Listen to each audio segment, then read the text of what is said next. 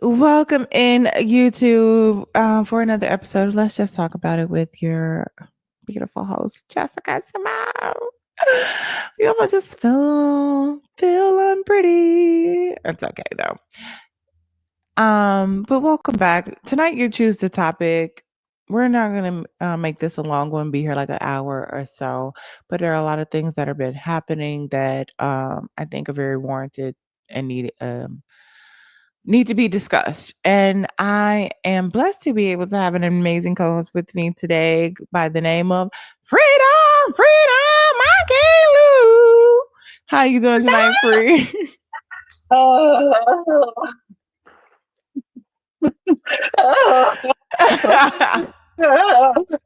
this has been a week. Oh my God. The last 2 weeks have been like, burden. Like, seriously. Mm-hmm. Like, seriously. Like, what is wrong? What is going on here? What's up, Taylor? What's up, guys? I'm just whole like, hot mess is going to happen. It's been a hot mess. And I know you've been getting on me about it. Like, Free, when you going to come do this co host? I was just, trying to remind you that you still got it.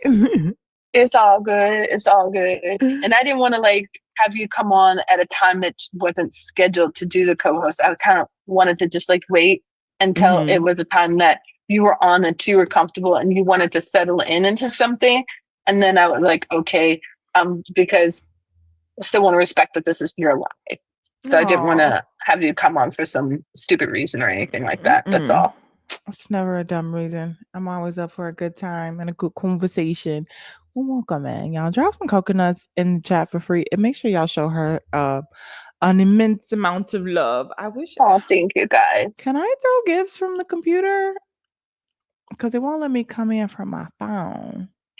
I'll get on my iPad in a second after I read off some documents for folks and narrate them for you. No, you're good. Let me see. I can't from the. And Aria found my tapper. She found my tapper. So I'm about to unload that beast. Wait, can we still do that? I don't think so. I think they redid the algorithm, so and it starts to like shadow ban you for whatever reason.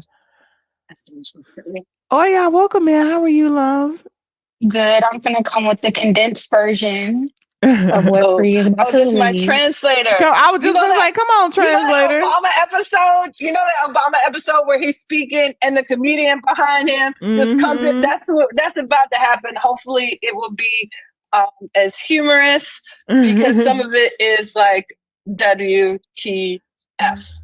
Seriously, did you have a chance to read it over, Oya? Yeah. Oh.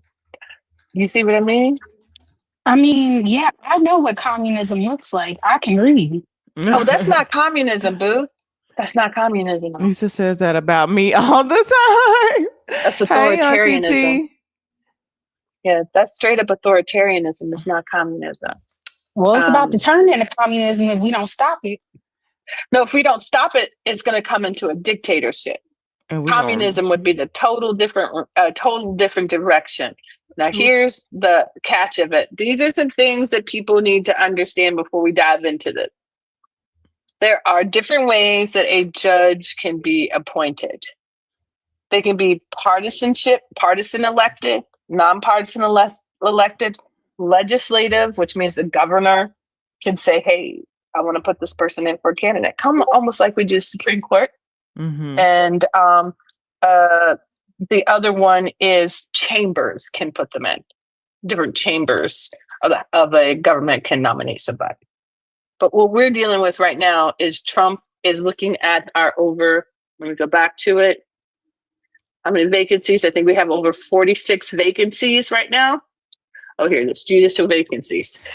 Hold on, I'm cooking spring beans too. No problem. Because 46 vacancies. Bring it. U.S. district courts. Down with Bo. Hold on. Is that a song? Stacey? Or am I all over the place right now? Bring it down with both. I don't know, y'all. I'm hollering. Y'all don't be mad at me, okay? Don't be mad at me. Oh, I know. Bovey. She's talking about Bovey. Yes, that's where we're going because Danny made me so happy this morning.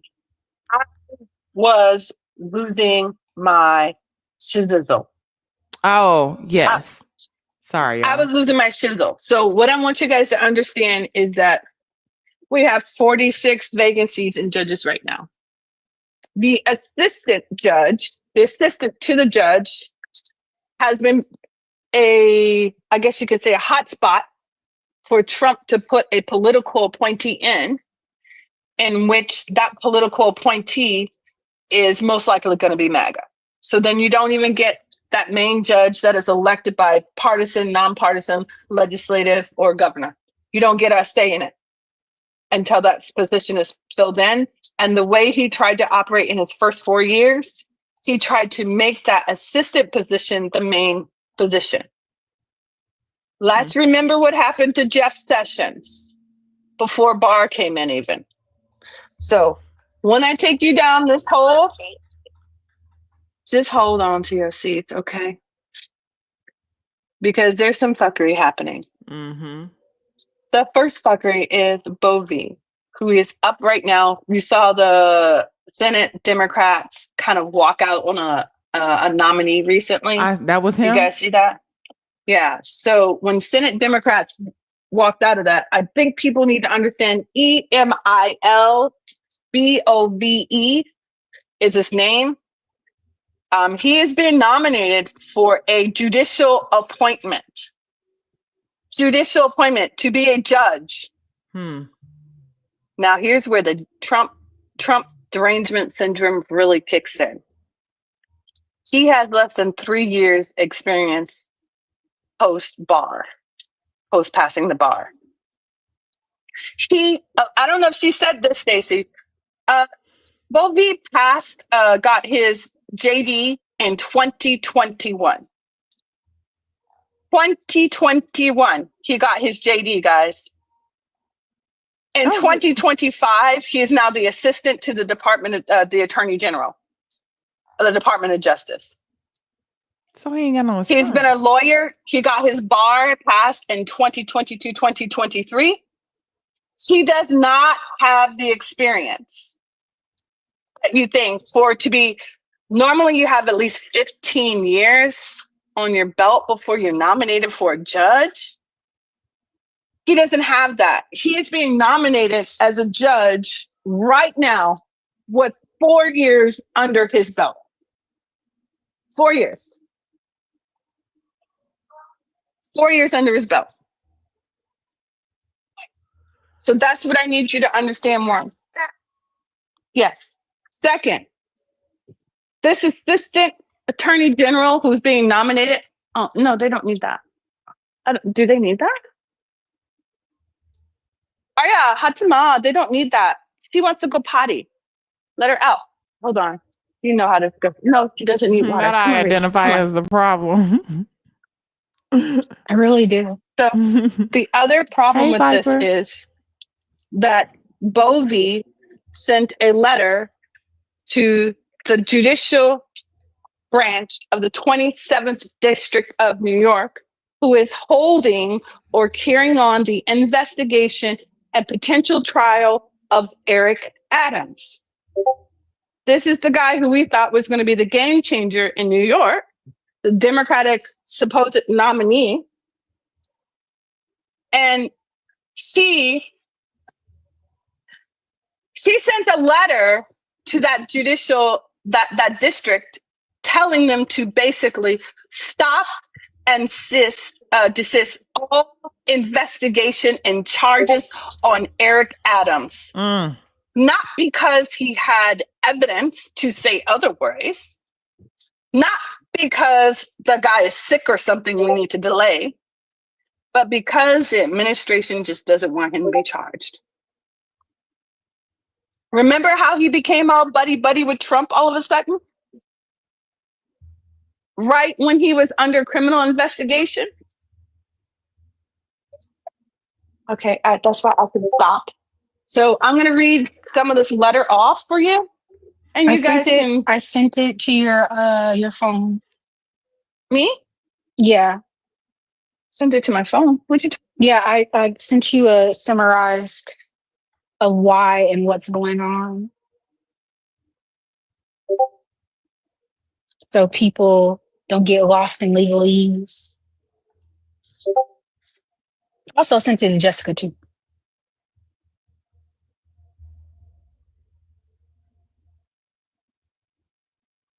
My bad for the I got quiet really fast. Yeah.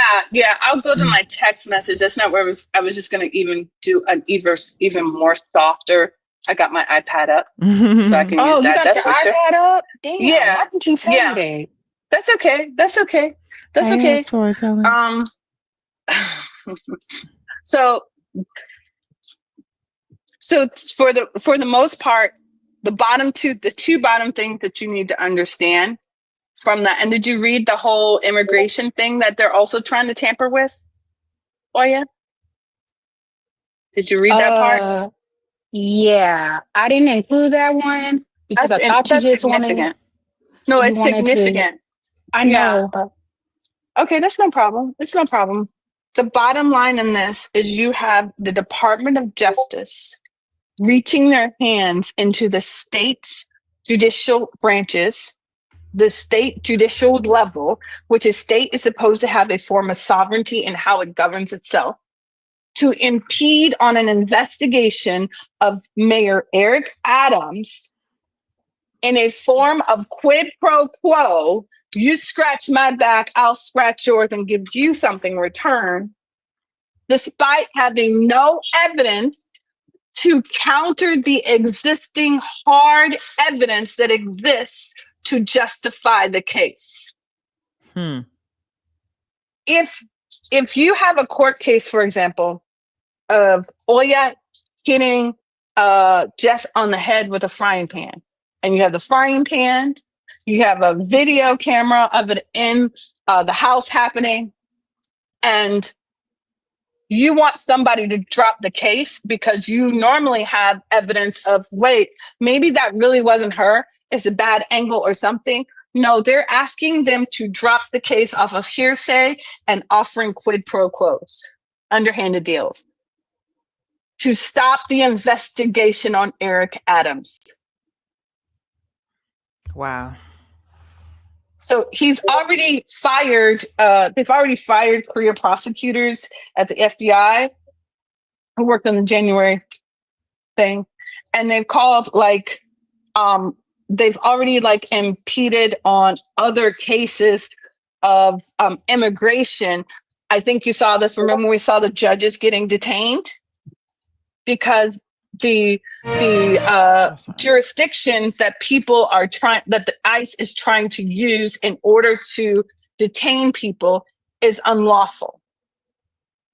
So they're also asking for the courts to not go through the procedures of those people seeking their citizenship in order, I'm just cutting it short, to reach their status, their quotas for deporting people. That's right. I'm sorry. Hey, Ari. You have to wait, Ari. You have to wait. So this is the first half of it. I mean, this is the second half of it. Not like us. They not like us. Hey, thank you, Ari, for sending out a subscription. Drop some coconuts for Ari in the chat because she knows that they are not like us. You better have your ass in the damn bed, James. You better be drinking some water right now. Get off this damn phone, okay? What's wrong with our men? He laid your butt. Well, man, but I support. Don't even worry about it. Just take care of you. Please fill your cup. Yes. Fill your motherfucking cup before I have to come whoop Drink you. some chicken noodle soup. And get a switch, too. And get a switch. Why is he up here? What? Up here, you slipping fit. Somebody go get my switch. The long one. No, he need to go pick it out in the yard on his own. Pour some water on him, okay? What you up to? Oh, he said he can't talk, but he's going to come up and he just say he couldn't say anything, so. Okay. But Go ahead, love. Oh my God, go to Mhm. bed. Go to bed. He got to drink some So- tequila. I know, right? Go ahead. My bad. So what's that? Hot toddy. That's what you need. Sweat it on out. Sweat it out. So Jess, check Discord. Jane said check Discord. So this is the two part that I need you to understand. You have an unqualified person who's trying to go up for a judge who has less than 4 years of experience out past his bar. That's one. And then that same person is trying to carry out directives under Pam Bondi to threaten or propose quid pro quo options to federal courts or federal judges in specific states. Do you guys understand that? Oh yeah, is that even more simple than what you wrote here? Because this right here, I'll be talking for a while. I mean, it was a little bit, I sent it on Discord now, baby. I don't know. Mm-hmm. You're undermining the rule of law, correct? Yeah, I think you're centralizing the power, correct? You're silencing dissent. Prosecutors, other people are resigning, and as a matter of fact, there's a letter right now that has been passed. Did you get the letter from Tracy? Mm-hmm. Of where judges are protesting this move of the Department of Justice impeding on state level judicial processes. I thought they wanted to have less government interference and send everything back to the states so they didn't have to do nothing. But now they are impeding upon the states. Well, it's almost kind of like even more cynical of that. Sure, there is less government. You're just going to have a king tell you who's guilty and innocent. You see how that worked there? Mm-hmm. That's how it's going to operate. That's how it's going to operate. HR 1245 was presented in February of this year. HR 1245 supported the executive memorandum on restructuring the government to state that the Attorney General and the President of the United States and chapter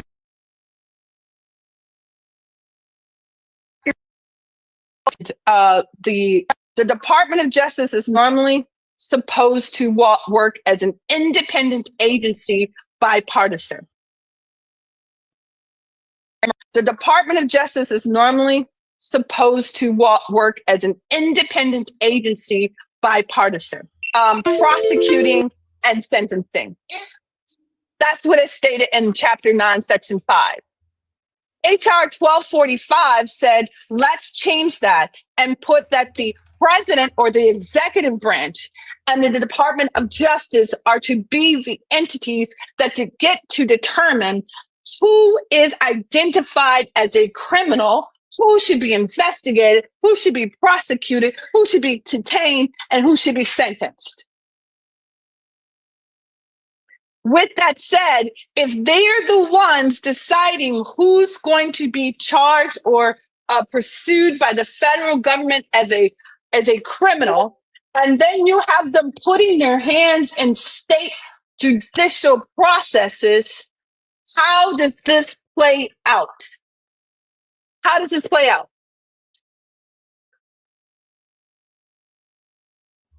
We're not going to have a normal judicial system if this man gets this position and if the president of the United States, I don't know if you guys know this, can now appoint a assistant position to that district in which Eric Adams was the former mayor. That district, that 27th district, if the president is able to put a political appointee in that position after the resignation of the existing judge, we're going to be fucked up. What can we do? At this point, this is going to be about your primaries and your state election. This is why it's important for you to understand how your state nominates your attorney general. Mm-hmm. Are you, remember when I said that, are you partisan, nonpartisan, legislators, or gubernatorial? Does your governor nominate your attorney general? Does your governor nominate those judges in those districts? Do you have a legislative, does your state senate nominate the judges in your district? You have 46 vacancies right now. 46 vacancies. Sorry, I'm not looking at my phone too much, guys, since I'm still cooking. No, so you have to write your state officials and raise hell regarding this. Because right now, New Jersey is in a vulnerable position in which their political appointee, Trump political appointee, can call the shots at a court or the court. They can now impede on court hearings and determine who's guilty. That's what I need you to understand. Get off your asses and start speaking to your local officials. And just to piggyback off of that, for my grassroots actions people, you can mobilize public pressure, join and support organizations like the Sentencing Project, Equal Justice Initiative, and Vera Institute that fight mass incarcerations and DOJ abuse. Attend town halls, protest hearings, especially those tied to judicial nominations. Amplify awareness, share summaries of documents like DOJ alumni letter and the Senate judiciary memo on social media. Use storytelling and visuals to make it awareness, share summary and applicable to people. Support local reform. Advocate for state level DOJ reform, ethics boards, and judicial accountability measure. Back district attorneys who prioritize transparency and civil rights on always education and power. Have your local government also prioritize filling those positions in a nonpartisan legislative, or if you have a blue district, governor manner. Like, for example, legislative is very common in the state of Virginia. I'm just familiar with Virginia and California, to be honest with you. This is a very colonial practice in which both chambers, the Senate and the House, kind of nominate a judge and go through it almost like you do for Supreme Court. In California, it's a governor nominated thing, and they normally do 12 terms. Know when your your attorney general, when your judges' terms are coming up. Know it, understand if you have lifetime appointees or not. I don't know how it is for every state. That's a lot of information. That's not my subject matter expert on that level. And I will gladly put in an SOS and have a night of lawyers on a panel if I have to help you understand state by state how your judges are handled. But if you have a vacancy, such as these 46 vacancies, you stand to be in a more vulnerable position right now because a political appointee can backfill them and tell them, and a political appointee is going to be a political appointee from who? From who? MAGA. Mm-hmm. Stacey was there when we were going through this morning, and I only knew half of the iceberg until Danny read the one of the letters to me. I only have one letter, and I knew it was happening in New Jersey, in which there was a political appointee that was backfilling somebody, but I didn't know about the other half of this until this morning, and I was like, okay, now I see what's going on. Y'all worried about Epstein. That's why Epsom salt. That's why Epsom salt. You were never going to see it. You were never going to see it because this is all part of a judicial process to corrupt the courts in order to let people off the hook and then create more corruption by offering quid pro quo situations. Mm-hmm. So the question is, who's accepted and hasn't said shit? And who hasn't? Because you're not going to know about this unless somebody like, what's this judge's name? Sesson's letter, like Sesson. Am I saying this right? Sesson? I feel like that's a gene. No, I think it is Sesson. Okay, Sesson. Unless they stand up and clap back and say, you got the wrong mofo, not today. You thought you could, but not today. If they don't clap back, you're never going to know. You have to be more engaged with your local government. Over. Stacey, welcome in. Really quick, you guys, please give me a follow if you haven't done so. Tap the screen, share the live. Let's get up to 50K if you guys don't mind. And yes, welcome in, Stacey. How are you? Thank you for having me. Thank you for course, starting us off on such a high spiritual note, because Lord, we're going to have to pull. That was Our divine. subject I literally Holy just pulled Spirit. up my Spotify and it was there, and I was like, "This is my song," and I played it, and it just Yeah. it I had hear to you. be, and it was Spirit lead. needed. Let the Spirit lead, right? Mhm. Okay, so this guy, Emil Bovey, everything that Freedom was saying is correct. He is also was a key player in sending the immigrants when the judge said, "Nah, you can't, make sure the planes don't leave." Mhm. Mm-mm.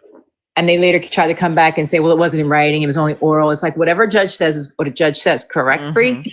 There is no distinction. That's a difference without a distinction. When the judge says what they say, you have to follow what the judge says. So behind the scenes, and Danny has walked us through this over the past week, behind the scenes, Bovey was allegedly, through the involvement in the DOJ, defiance in court orders, as described by former senior DOJ attorney Erez Ravini in his whistleblower disclosure. So he blew the whistle. Allegedly. I got So you. he has a whistleblower complaint against DOJ attorney Ezra Ravini has a whistleblower complaint against Emil Bove because he is noted and quoted as basically saying, we're going to have to say, fuck them. Basically, I'm not listening to them. You're not listening to them. And this man, Mr. Ravini, went through and documented every single thing to the point where they were like, maybe we should stop talking about this. He's like, oh no, we're not going to stop talking about this at all, because you're not going to catch me out here slipping, because I'm going to be the one that goes down for it. So they came up with this scheme to basically ignore what the judge said, and they tried to pull him into it. And when he saw the documentation, he filed a whistleblower complaint and they fired him. So that is happening simultaneously in parallel with. And the other simultaneous is that you have judges that are refusing to uphold the order that the administration, like even in the letters that I read, they were talking about listening to the administration. The administration should not be putting its nose in judicial habeas corpus practices. And this is why you have these judges that are being sentenced and imprisoned right now for upholding the law and habeas corpus. Right. This is all linked. Absolutely. So if you don't do what they say, they're going to arrest you, kind of shit. Correct. So 900 lawyers have written on behalf of. Oh, it's 900? I thought it was 90. No, guys. No, Whoa, it is shenanigans. Lawyers. I'll send it to you. We'll just go to Danny's link tree. That's where I am right now. If you go to No, I haven't. I just was going off the top of my head because I haven't been able to sit still since I was in discovery with this on my live. I thought it was 90, not 900. No, that's like 900 attorneys have said, do not confirm this guy, right? So he is in position to be appointed to as a judge in the appellate court system. It is a lifetime appointment, and they are absolutely gunning towards getting him into the Supreme Court, right? So what's 4 years? What? With 4 years experience as a lawyer. Which is diabolical. But they run on merit base. Terrible. But the thing that I think we have to keep our eye on are the blatant rules that he has broken, right? Basically saying the DOJ, kiss my ass. I'm not doing it. Like literally in quotes, it's like, we're going to have to say, fuck them. Right? So going against the DOJ and what he was doing with Eric Adams, these are enough reasons. Those are the things, like in this 900 judges, I mean, these 900 attorneys, they didn't mention his experience level because I think it is, while it is germane, it is not the top issue. It is his actions that he has taken and the blatant disregard. So when we're saying contact your representatives, there is a, Danny's done a template, an email template that you can send to your representatives, and you can say, well, they don't care. They don't care. You have to blow it.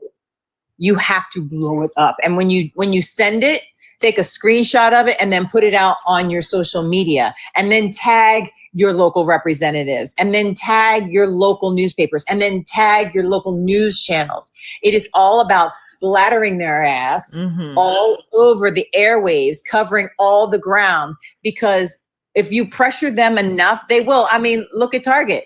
They felt it and then they tried to come back. We were like, no, thank you. Yeah. But it will, there's a reason why they're calling for the people's sick day. Take 3 days off. There's a reason. It does have an impact, but you have to follow through. You have to be consistent. Just like with anything, compliance is key and necessary. So this person is trying to get on, and Danny's like, anybody that votes yes, their ass needs to be impeached because none of them are following their oath to the Constitution. Stacey, there's another aspect of that when it comes to the oath of their constitutional oath. Here's where I'll give them grace. If you've only been a lawyer for 4 years and you haven't been practicing some of the things that you learned in law school, it can get a little gray or rusty. So then you're going to do things that kind of like are bad. Do you know what I mean? Like, that's going to happen. You guys, there's a lot of freaking information in the school. There's a lot to download. There's a lot to freaking download. Then you take a bar. Now. He's there now, right? Like he's been put in a position. Hold on, they voted for him? If he's crashing that's what I'm saying. That's what Booker and them stepped out on. Yeah. They were like, that's no. what they stepped out. Can somebody drop me? I got a bat signal. Okay. Uh-oh. Right. Well, so I can't do it for some reason. I can't. Oh yeah, I see it now. Oh, it's different. Oh, that's different. That was a different format. They've changed some things around. Okay. But all I saw was Dayton literally Drive. got an email template that you can just drop your name in and your representative in and send it, and you can send it often, blow them up, share it on your social media, send it to them, send it to anybody that will listen, and basically go through their neighborhood and paper them. And if you're uncomfortable with that, you can always do something more of a collective letter where you have the letter drafted and then you just have all these signatories down at the bottom, kind of like a petition as well. So if you feel uncomfortable standing alone. That's impactful as well. I mean, we did these with the Medicaid cuts and the big, beautiful bill, right? So where it helps, and you can say, well, it's still passed, but you still have record and now you still can hold them. And if they see a big groundswell of response to this, they will start thinking like the midterms are around the corner. It's like, go around and find out again. And they allegedly, they don't seem to have Elania on their side. The only thing about this is that you don't have to allege anything when you have the letters. Right. It is from them. None of this, some of the stuff we're saying isn't alleged. It's documented and it's signed by a judge. Yeah. That's what makes it so freaking epic. And then the 900 signatories of different judges across the country. That's all factual. That's not my feelings. That's not my perception. Here it is in writing, black and white. Right. And that letter that Sassam writes, that's clapping back. In that letter, if you look at that letter, and if you guys want access to this, it'll be in Jess's Discord. It's also in my Discord. It's also in Danny's Discord. Yes, so if everywhere. If you subscribe to one of the three of us, well, I'm kind of a sidekick for Jess, so yeah. But she be doing her own thing, y'all. Don't let her fool y'all. She be being modest. You're gonna get it. Subscriber. You don't have to be a subscriber to go to access Danny's link tree. Yeah. Yes, I'm actually on it right now. Yeah. The Yeah, entry I'm subscribed backslash to freaking D Danny Danny. Cook. Yeah, And she Danny has Cook. a lot of resources on here. Like every document that you need is on her link tree. As a matter of And fact, she if you has her get at least, YouTube one. if She y'all grabs get it and any prints it documents out. on there, go make sure y'all go subscribe for all the work that she's Grab even it, giving out for print free. it out, and save it separately so that when it disappears, because you know they be making shit disappear. That's right. Yep. She's like, Download it. Download it got it and all. save it. you got it all. Download it and save it. Mhm. I'm the ultimate subcontractor. You are the ultimate subcontractor. You are. Shit, I can't see. I mean, I have my own job, I have my own lives too. But the thing for me is like, I've never really been a presser of subscribing to me, which probably pisses Oya off. But it's more so I always just cared about getting the information out. That's what I care about. And I'm not really good at marketing, to be honest with you. I'm not good at that. The same way. That's why we're always shouting her out.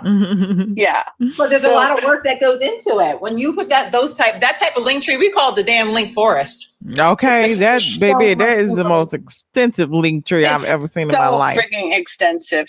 And so here I'll read to you guys a little bit of the letter from the Senate Committee on Judiciary, or Senate Judiciary Committee. I don't know why they always got to be long-winded on that. Your senator, the complaint, the attorney grievance complaint. Yes. So I'm going to read this. Dear Attorney General Bondi and Acting Deputy Attorney General Bovee, we write to strongly object to your alarming decision to grant decision-making authority regarding sensitive ethics and personnel issues, responsibilities long assigned to senior career Department of Justice officials to two inexperienced political appointees. Clap that, both of y'all doing that Trump DEI. So the decision is dramatic department from practice under previous Democratic and Republican administrations, where a senior DOJ career official had decision-making responsibilities on matters related to ethics, employee discipline, whistleblower complaints, and information provided to the Inspector General and Congress. Previous administrations did not consider granting these responsibilities to political appointees. That's why I said, ding, ding, ding, political appointees, for good reasons. Politicizing this role is profoundly dangerous to the integrity of the department and threatens the employees who work there. You have a political, speaking from experience, appointee that is so biased above you, and you know what you're doing is right, and you know what you're doing is providing facts, and they don't want to hear it because of their biases, you are screwed. Let's remember that under the Bush administration, and this is not allegedly, Bush and Cheney created their own separate intelligence agency to prove that there were WMDs in Iraq.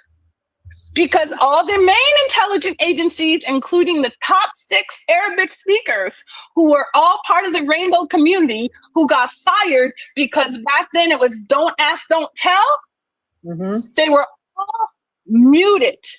And they said, we don't want to hear what you have to say. That's why we're going to create our own intelligence agency. Only listen to them and have them prove of biased political appointee preference that there are WMDs in Iraq. So they can say what I want them to say, basically. Exactly.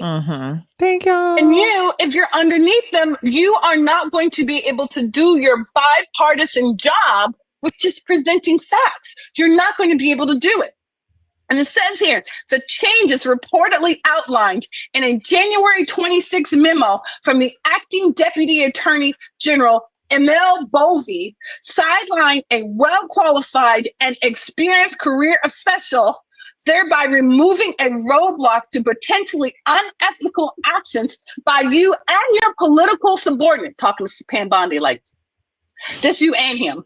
The January 27th memo reassigns the responsibility to Bovee's chief of staff, who graduated from law school in 2021.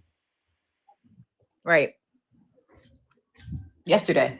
It seems like he only went to law school here in 2021 as if like, hey, I'm going to be in office soon and I'm going to appoint you here. It seems like a long-term play. Not too long because I'm just going to double check something because the way that's reading, now I'm going to double check myself because I don't want to give incorrect information. Graduated law school. I just want to double check myself again because I will call myself out. Linktree /D Danny Cook TheDanicook. Everything that you need, all Okay. your resources. The 900 attorneys that said hell to the no. 900 attorneys. Bovey's chief of staff. Now I'm going to go to Bovey's chief of staff. Hold on. Who's Bovey's? My thing is they've been gotten so comfortable in Congress, and everybody has done something big or small that can be held against them at this point. All the older people, right? All the people that's way too scared to like speak out and say anything. And I just feel like they have something on it because he has access to everything. So I can get whatever I need on whoever I need. And nobody can say anything. And the ones who can say something, like your Jasmine Crockett's and people who can speak out, shout out to them. We have to rotate them out. We need people who care about the people. I just want to make sure money, and they don't care about us. Everybody understands this.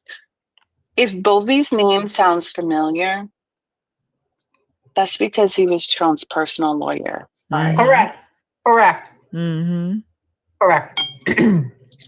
This is the same way that on Air Force One, normally you have a military person or a government employee who has flown officials for several years fly Air Force One.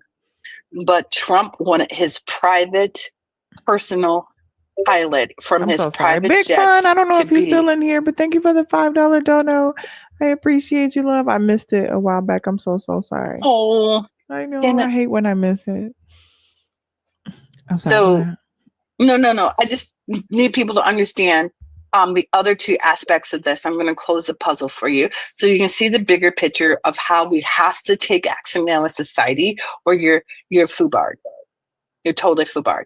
Yeah. Trump insisted that his private personal jet pilot be his pilot for Air Force One. In addition to that, what his own personal guards were converted into some of the security detail for him as president. Now, here's the catch. In 2019, 2020, early 2020, Trump had a case with OPM, which is the Office of Personnel Management. The case stated that all political appointees under the Trump administration, this is not alleged, this is not hearsay, this is factual, were to become permanent government employees. Now, here's what I need you to understand. Normally, when you're a political appointee, foreign service officer, which is the Department of State, or you are, wow, you ate that soup, girl, or you are a campaign appointee. Think of it that way. Stacey's running for election. I'm part of one of her staffers in Minnesota or something. Stacey wins election and notices that on my resume, I have a background in XYZ. And this is what every president has done this, so it's nothing new. She then appoints me to a position within said branch, like Department of Commerce for, I don't know, taxation or whatever. That's not a problem. The problem is that it's a temporary position. And I'm supposed to leave when she leaves office. Mm-hmm. All foreign service officers, all political appointees, all of us are submit a resignation letter at the end of the year stating that we are political appointees and that it is up to the incoming president to accept it or not. That is up to them.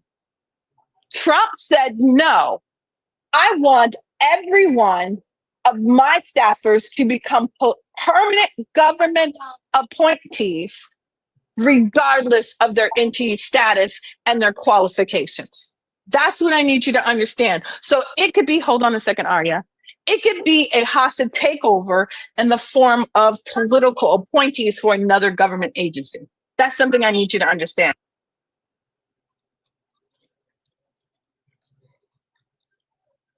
My bad. He's Hey, trying to Saji. How are you insert his doing, love? forever. I miss my baby daddy. I'm home. I Oh just my came back. God. Give me the quick This version. girl, what are we going to do with her? What you doing, Saji?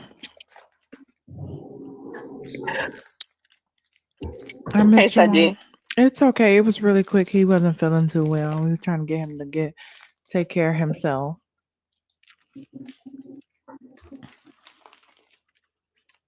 How you doing? Welcome in. I'm doing good. I went down a whole rabbit hole because we were on Caso's live and we had FBA, and you know how they are, girl. Mm-hmm. They were they were telling everyone they're not really black and shitting on immigrants. So I went and I was like, you know what? I'm gonna do some digging. I'm gonna not mind my own business. So I went and looked, girl. They got hella white people in their meetings in New York where this guy was talking about having reparations meetings.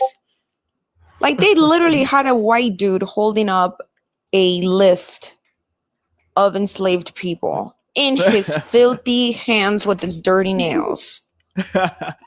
And you're sitting here telling biracial people they're not black enough, black immigrants, they're not black American enough, but you have some Billy Bob heading your meetings. Wow. What's crazy? Wow. Yes.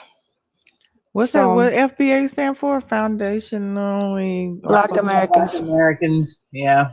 They're a lot. They're just a lot. Yeah, I agree. But the crazy thing is, like, none of them on TikTok even have any idea what's going on. The only thing that has even been seen by politicians is the HR 40 research study, right? In it literally says African enslaved Africans, right? But these FBA on TikTok are saying that they're indigenous to the US, right, to this land, and they are not. They have no trace, no roots to Africa. Yeah. So you guys have literally had a plant. You've been bamboozled by a white person to believe you don't have any roots in Africa, so that when this study becomes legislature, you are already you won't get it.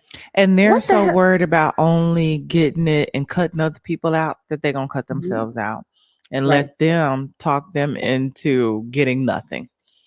Yeah, they say that they were here before the Native Americans, and they're talking about they don't want nobody in the Caribbean because they don't deserve it. They're not African Americans. They're not descendants of slaves, and blah, blah, blah. Well, I can't wait to see them talk themselves out of it. And I hope all the black people who are associated or have ancestry in Africa, I hope they get it. And I hope everybody from the FBA is sitting on there twiddling their thumbs with their dirty ass fingernails. It was crazy. They literally had some crazy. Like I said, it's been a week because Sadija, I have literally had to defend my blackness all for the last 2 weeks. No. What they say, you Chinese, Asian? What? What they say Mexicans are Asian. They said that we're not Mexicans. They called me white. They said it was white. Oh, she did you white? Why? Yeah. Even last night, someone was on live saying, "Aren't you white?" I was on Watch Live and he said, "Supposedly black." I'm not fucking.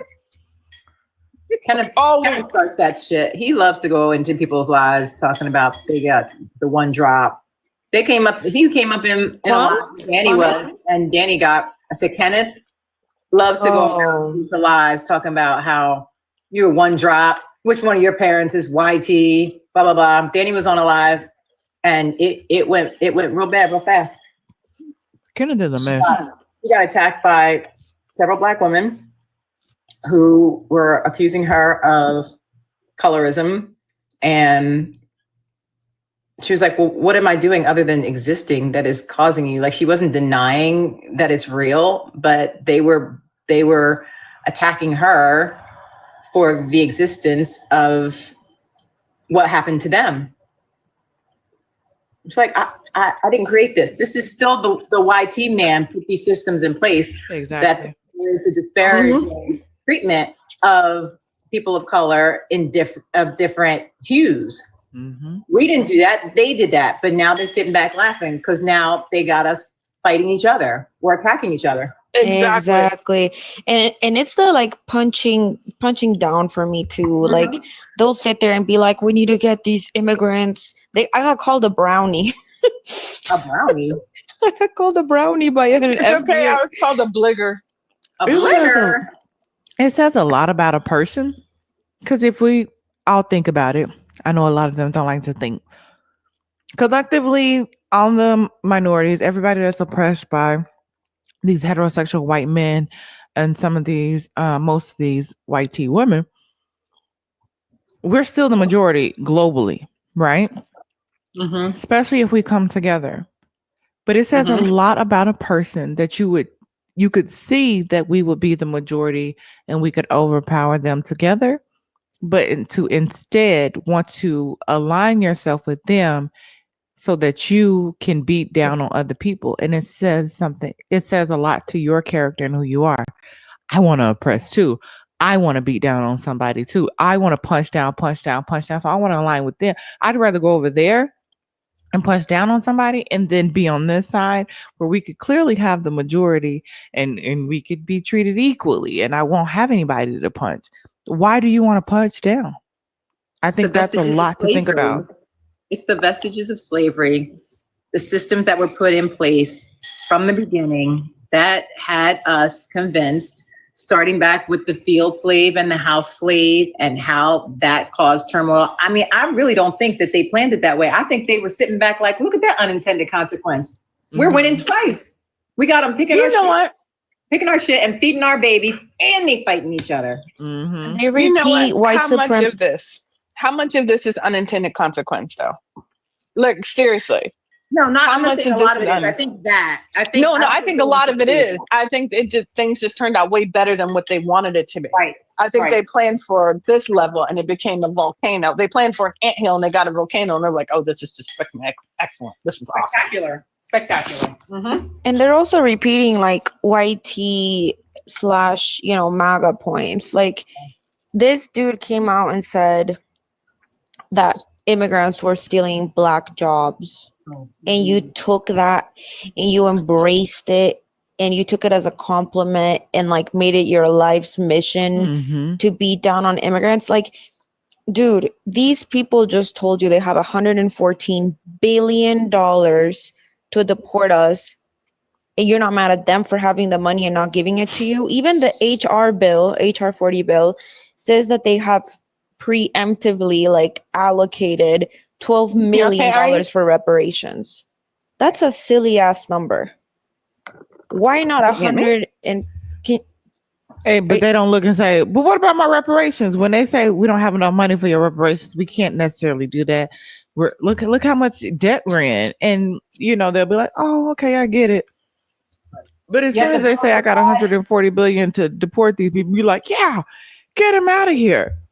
Yeah, are you done? Like, why couldn't we work together? Deficit. $4 trillion to the deficit with that silly bill. Yep. Look, we would be so happy. Okay, take the $114 billion, keep our asses in here, and give them to Black people. Give it to them.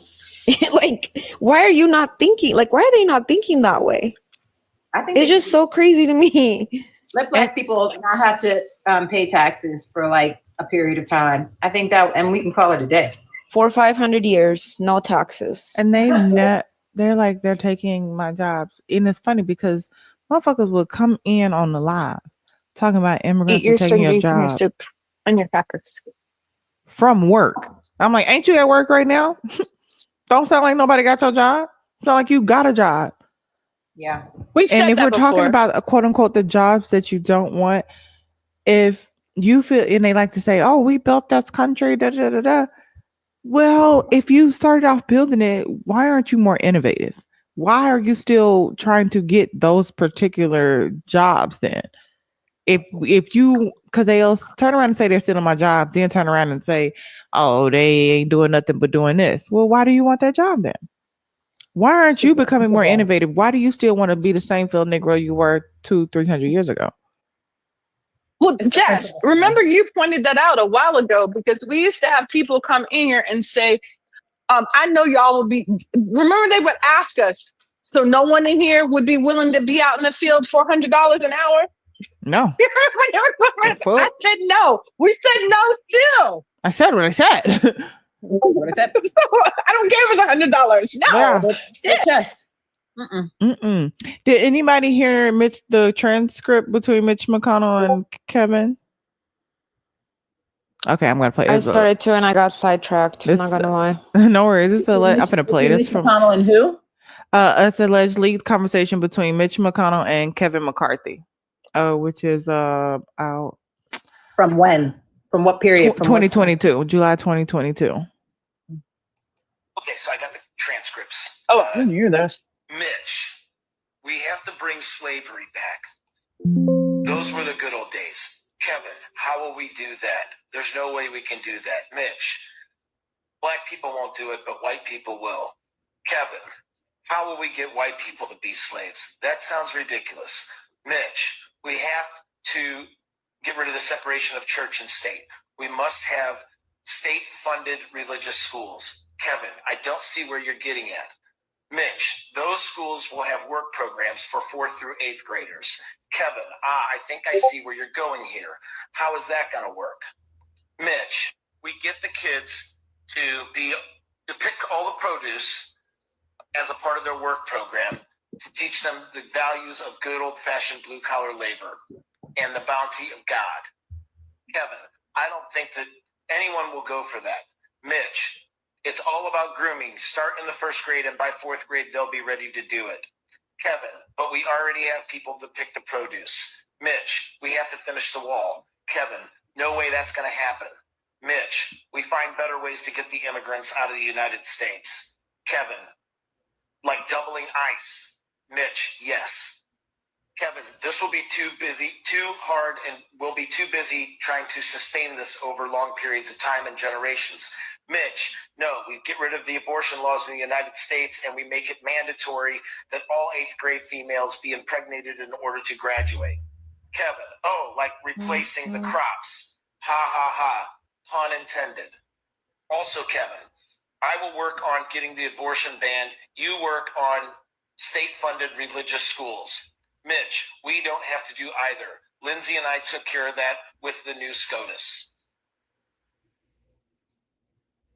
I fucking told you guys. I told you. I fucking told you. I told you that when these, and even recently, I brought up the fact that there were 7 states in which Democrats put on the floor to ban child marriage, to ban it. And Republicans stood up and opposed it. And it didn't even get passed in West Virginia, which has the highest level of child marriage, highest level of incest. And then on top of that, Florida passed a law to allow 14-year-olds to be working during school days. And children to get married at 12. 32 states have no age limit for marriage. That means you can get married at any age. 12 states have minors under the age of 16 can get married, but they require a waiver for their parents. And then the other ones are technically 18 and under. When I mentioned earlier About 3 months ago, I know some of y'all ain't know who I was 3 months ago, but I'm just ranting right now. Let me have my rant. did. When I said very clearly that the force is going to be taking the dreams of our children away by putting them into the workforce and making it legal for men to marry little girls, that way they won't have dreams and inspiration. And if you don't have dreams and inspiration, when someone puts you out in the field, you won't know any better. You won't know what good is. You won't have the dream of being the president of the United States. You won't have the inspiration for being a lawyer, a doctor. You won't have it because all you will know is being a drone. That's all you will know. Even Y'all fuck this in up for my daughter. I'm coming after you. New Mexico allows minors under 16 to marry with parental and judicial consent, or if California has none. or if they are pregnant. But California has none, Jess, just so you know. Yep, California, Mississippi, New Mexico, and Oklahoma are states that have no explicit minimum age set for marriage in their laws, but generally require parental consent, judicial approval, or both for minors to marry. And and here's the key for you. In February, when they pushed this all out, a Republican from New Hampshire who opposed the bill got his crusty ass on the floor and said, why on earth will we prohibit people now under the age of 16 from marrying and having children in their most fertile years? Let that sink in. Their most fertile years under 16. Okay, guys, I have to say that I'm doing a little poking around. When I heard it, you know, like when you hear something and you're like, oh, that sounds really good. Like I get that. I knew it feeling. I always want to check because yes, please let us know for sure. I don't think that conversation is the conversation. I cannot find anything. I hear there's definitely a lot about a leak. The New York Times leaked the transcript. It's a transcript, right? The transcript, but I think that audio about we got to bring slavery back, I don't think that's real. Okay. Do you see any of the leaked transcript? Sorry? Do you see any parts of the leaked transcript? If you go onto the New York Times, there's a link that you can go and read it. It's behind a paywall though, and I'm not paying. Yeah, me neither. I'm not paying it. Yeah, I used to have it for free. It just ended last month. But in the audio, McCarthy can be heard saying he planned to urge Trump to resign and that he believed the Senate would vote to remove him from office. He also expressed concern about Republican lawmakers' statements following the attack of January 6th. The release of the recording sparked significant attention and prompted discussions about the discrepancy between Republican leaders' private sentiments regarding Trump and their public actions. I do not think that audio is real. There were definitely the audio definitely wasn't. Real. Allegedly, he was reading something, reading the transcript. Right, but that's what I'm saying. The transcript isn't real.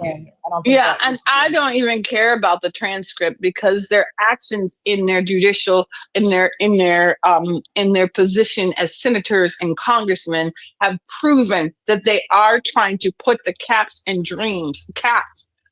Yes, I agree with you, Free. Like no argument. I don't care about that. I don't like. We have to be careful about what we put forth because people will take it and run with it and say they're trying to bring slavery back. And if that's not accurate, then the accurate things can be too easily dismissed. You know, I don't believe us anyway. So yes. they are trying to make it so that women can be girls can be married off at very young ages. There was some boss hog looking fool on the floor talking about they were arguing whether you should get married, and he was like, well, do you know anybody who's gotten married? I saw that. 12, and it's like, yes, I do, and they're very happy now. It's like, what are you talking about? I saw that. Yeah, I saw that. Hold on, he said what? Do you know anybody who's gotten married at the age of 12? And he said, yes, I do, and they're very happy. And Debonair on Watts' Live constantly argues this point. Who are they? That's this person that's allegedly very happy. Just somebody he knows. In the sticks of West Virginia somewhere, like someplace, right? So they are definitely, I agree, they're trying to lower the age of marriage so we can get their numbers up, right? They're also lowering the age for work, because if we're going to be getting rid of these migrants, then who's going to be out here working in them fields? But then why get rid of the migrants? Like, why go through all that trouble? Because Stephen Miller only wants 150 million white people in this country, period, total. And wait, let's be frank about even another part of it. Because if they get rid of the migrants and they have us as a hermit kingdom, much like North Korea, you're not going to know what you're missing. You're not going to know what you're missing. And so therefore, when you've gotten rid of these migrant workers, they can't, one, go out and tell people once they leave the country what's going on here, but two, we will settle for less pay. Here's what I'm going through right now, and maybe this will help you. It's anecdotal, but maybe it'll help you understand the big picture. Right now, the market has been swamped with people with my background and degree of foreign affairs, international law, and human rights, okay? Let's just take it at that. We just got rid of all of USCID. State Department is about to get their gutting. And you probably have some more people at the Department of Defense with my background and other similar agencies. All of us are going on the market. There are nonprofit organizations that are going out of business right now because they don't get the federal grants or funds. So our job opportunities, with the amount of us on the floor now looking for work, has shrunk by a quarter. This is supply and demand. We are an abundance of supply for the employer, and we need a job. They can keep cutting we may have made a little disclosure, maybe $130,000 a year before. Thank you. But now with us swamping the industry with us, we're not rare anymore. We're not special. You can offer us $75,000, and some of us are going to take that before we go without employment or a paycheck. They're going to keep lowering the cost of your salary because now they're trying to make it a desperate market. Mitt Romney said it. If you go back and listen to Mitt Romney's speech on China when he was running for a candidate, he said the United States should be like China, in which people are banging on the doors of corporations, desperate for a job and ready to accept anything. That's what he said in that speech. That's why they want this, because if they can put us all, like, gut that middle class down, now you have all these people who are desperate and low income, don't want to accept poverty. We're more willing to accept anything. At the same time, you're going to have a higher intake in crime out of desperation. Criminals go to jail. Jail is free labor. Go to jail. Jail is free labor. Do you see the cycle? Do you see where this is going to feed into this? I don't even know what to call it. Serfdom? I don't know what to call it. Yes. That is what they're talking about, the tech serfdom that is coming up, the dark, whatever you call it. Lisa talks about all the time, dark awakening, something like that. Oh, that thing that Yoris was talking about. Yeah, we're trying to bring back. We can't talk about that. Tech feudalism. That's it. Yeah, we can't talk about that too much. What? Tech feudalism, where they bring back the kings, which will be, like Trump and his, and the billionaires. They believe that really smart people are the only people that should really, you are not really smart people, really people who are really rich, wealthy. They were made to be allowed to become rich because they were born smarter and all this stuff. And if you're poor, it's because you are a lower class of human being. And so they're trying to, with all this tech bro crap with Elon and Amazon and all the other JD Vance with Yes, Peter and Thiel JD saying, Vance. JD Vance and Peter Thiel, like the Dark Enlightenment, that's what it's called. That is where the Heritage Foundation is going. But you've got this clash because part of the base is are racist, and the other part is like, no, check. So that's why, like, you had because you wouldn't even have the money had these quote unquote poor people had none. That's why Elon was like, you're mess around and get fucked in the face, because he's like, H-1B visas are important. And they were like, no, we don't want them brown people. He was like, no, but we want the smart people. And so Exactly. Mm-hmm. Exactly. And Jess, I may have sent this to you a long time ago. I'll check through my husband's link that he sent me. But basically, JD Vance was in a very tight-knit group of rich techies, millionaire techies. And one of them is a guy named Yaris or something like that. I'm just going to put it this way.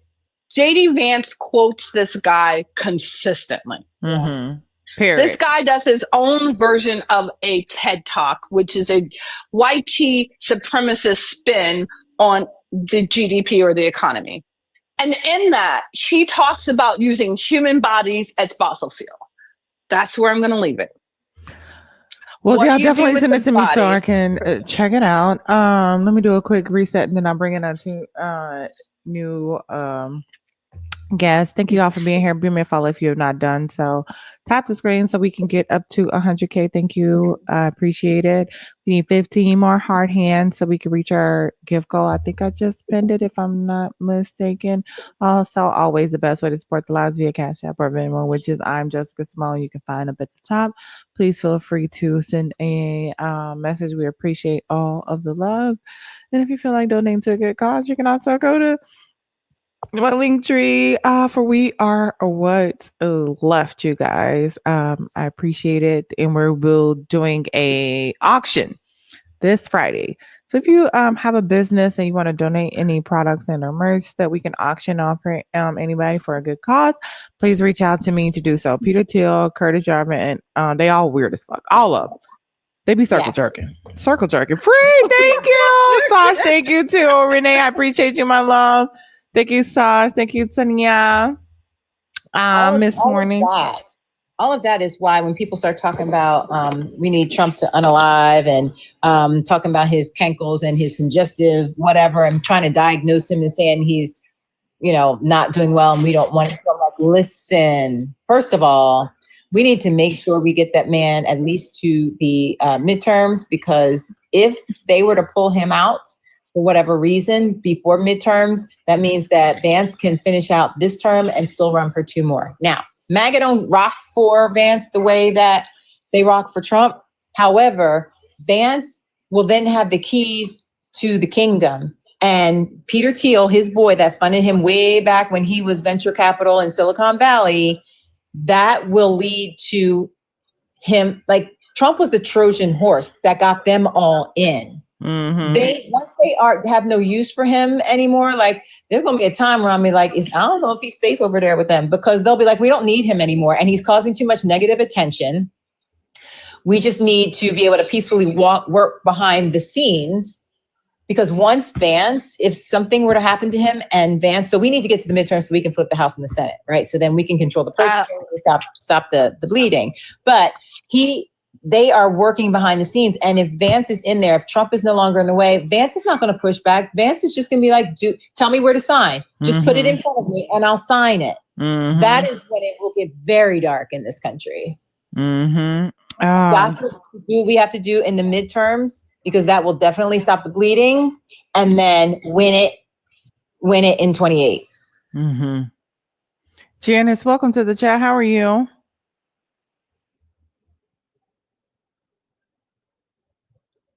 Janice was tapping and didn't realize I think so, she was like, Lord, God, this is a good line. Tap.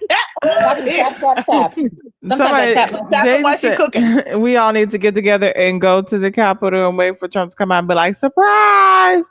Scare the shit out of him. I'm fucking hollering. Sharpie, how you doing? That's what I was just saying. We don't need him to go nowhere yet, just yet. Lou, welcome into the chat. How are you? Hey, what's up, Queen? How you doing? But I'm blessed and highly favored. How about yourself? I can't complain, but if I had your hand, I'd cut mine off. If you had my hand, you cut mine. It's cut me What like just happened? What happened? I'm a big fan. Thank you. I appreciate that. What do you want to add to tonight's conversation, or did you? Oh yeah, I wanted to speak to the Epstein. Oh, is that? Can I say that? Because people say you can't. Say that. I would say e-file. Say Epsom salt. Say Epsom salt. Yeah. I'll say e-file. How's that? Mm-hmm. E-file. Okay. So my thing is, I think both Democrats and Republicans are complicit in trying to hide these files because this dude had ties to political elites on both sides, Democrat, Republican, royal families, bankers, etc. So my thing is from a geopolitical standpoint, right? Because there's this thing called a ruling class that's been around since the inception of this country, and they run cover for each other. So I know we kind of divided by Democrats, Republican, but the ruling class will always come together against 99%, right? So if that's being performative, acting like one side is going to come out with the files, and then like Democrats had a bunch of opportunities come out to just drop all of the files. They didn't. Republicans same. So it's because both sides are complicit. The elites on both sides are complicit. So they're ruling class before they're anything. So they're gonna always save each other when it comes down to their bottom line. So I know Americans, the average American is gonna think, oh, this is just Democrat and Republican, and the Republicans is trying to save face. Nah, it's both. This dude had ties to bankers, royal families, every Bill Gates. The Gates came out and said he had divorced him because his ties to Jeffrey Epstein, and he was a big funder in Kamala Harris' campaign. So everybody's complicit. So when it comes to the and Democrats in Congress, which ones voted against releasing the files? Yeah, but that's performed. That's what I'm saying. Like, no, I'm asking like a real question. Like, which one said they didn't? All Democrats voted against it. I mean, for it coming out, and all Republicans voted against it. They were under lock. The Democrats didn't have access to it. They just became released. They weren't available. And if Biden had released them, they just would have said it was a hoax and it wasn't real, and they wouldn't have believed them anyway. It doesn't matter. It was an open investigation. There were several connecting open investigations during the Biden administration, so you couldn't leak or state anything on the topic anyways, because that would be tampering with, it would be ruining the possibility of having a fair, unbiased hearing. I can't think of the word right now. I'm still stuck on everything you just said, Lou, and I mean no disrespect. Do you think Eric Adams is innocent? Innocent in terms of what he's charged for? Yeah. What does that got to do with Epstein? It does. It has a lot. So that's why I'm asking you, and I'll connect the dots for you after, baby. Innocent. Can you give me the charge that he's been convicted of? Innocent. Corruption. I don't know. I don't know the evidence. Okay. So if we were to tell you that the current Department of Justice who said that they had the list on their desk and was ready to look into it, and now all of a sudden they don't have a list, and we were to tell you that same Department of Justice is putting their hands in the circuit court that's handling Eric Adams' court case and telling them that they better drop the case without any evidence, they better drop charges, making threats to judges. How would you feel about that? I'm trying to still follow because I thought Eric Adams, he upgraded his flight to Turkey, and they so it was an upgraded flight, and they used that. But my thing about the Eric Adams thing, when he was going along with the Democratic agenda, they didn't have no problem with it when he was bringing all the migrants in. Once he went against the Democratic grain and started saying that we need to send the migrants back, all of a sudden he has criminal charges. And why did he say that he had to send the migrants back? because he was getting a lot of political backlash from the New Yorkers for all the migrants that was coming there. So he pivoted. Was he? Yes. What do you mean? It's literally documented. What do you mean? The New Yorkers was complaining about all of the migrants coming to New York. So he pivoted, and then all of a sudden, once he pivoted and didn't go with the Democratic narrative with the migrants, all of a sudden he gets criminal charges. Like it was a play. Like all he did was upgrade a Turkey flight, a Turkey upgrade. He upgraded from basic. All politicians do that. They upgrade flights when they go to certain countries. Respectfully, it's hard to. You said you didn't know what the charges were, but no, I knew all the evidence. I thought it was some new charges. I didn't know she was talking about the charges from way back when. I thought it was some new charges from recently. That's not even true. I just got the reason, sir, why I didn't jump in is since I had a baby crying on me.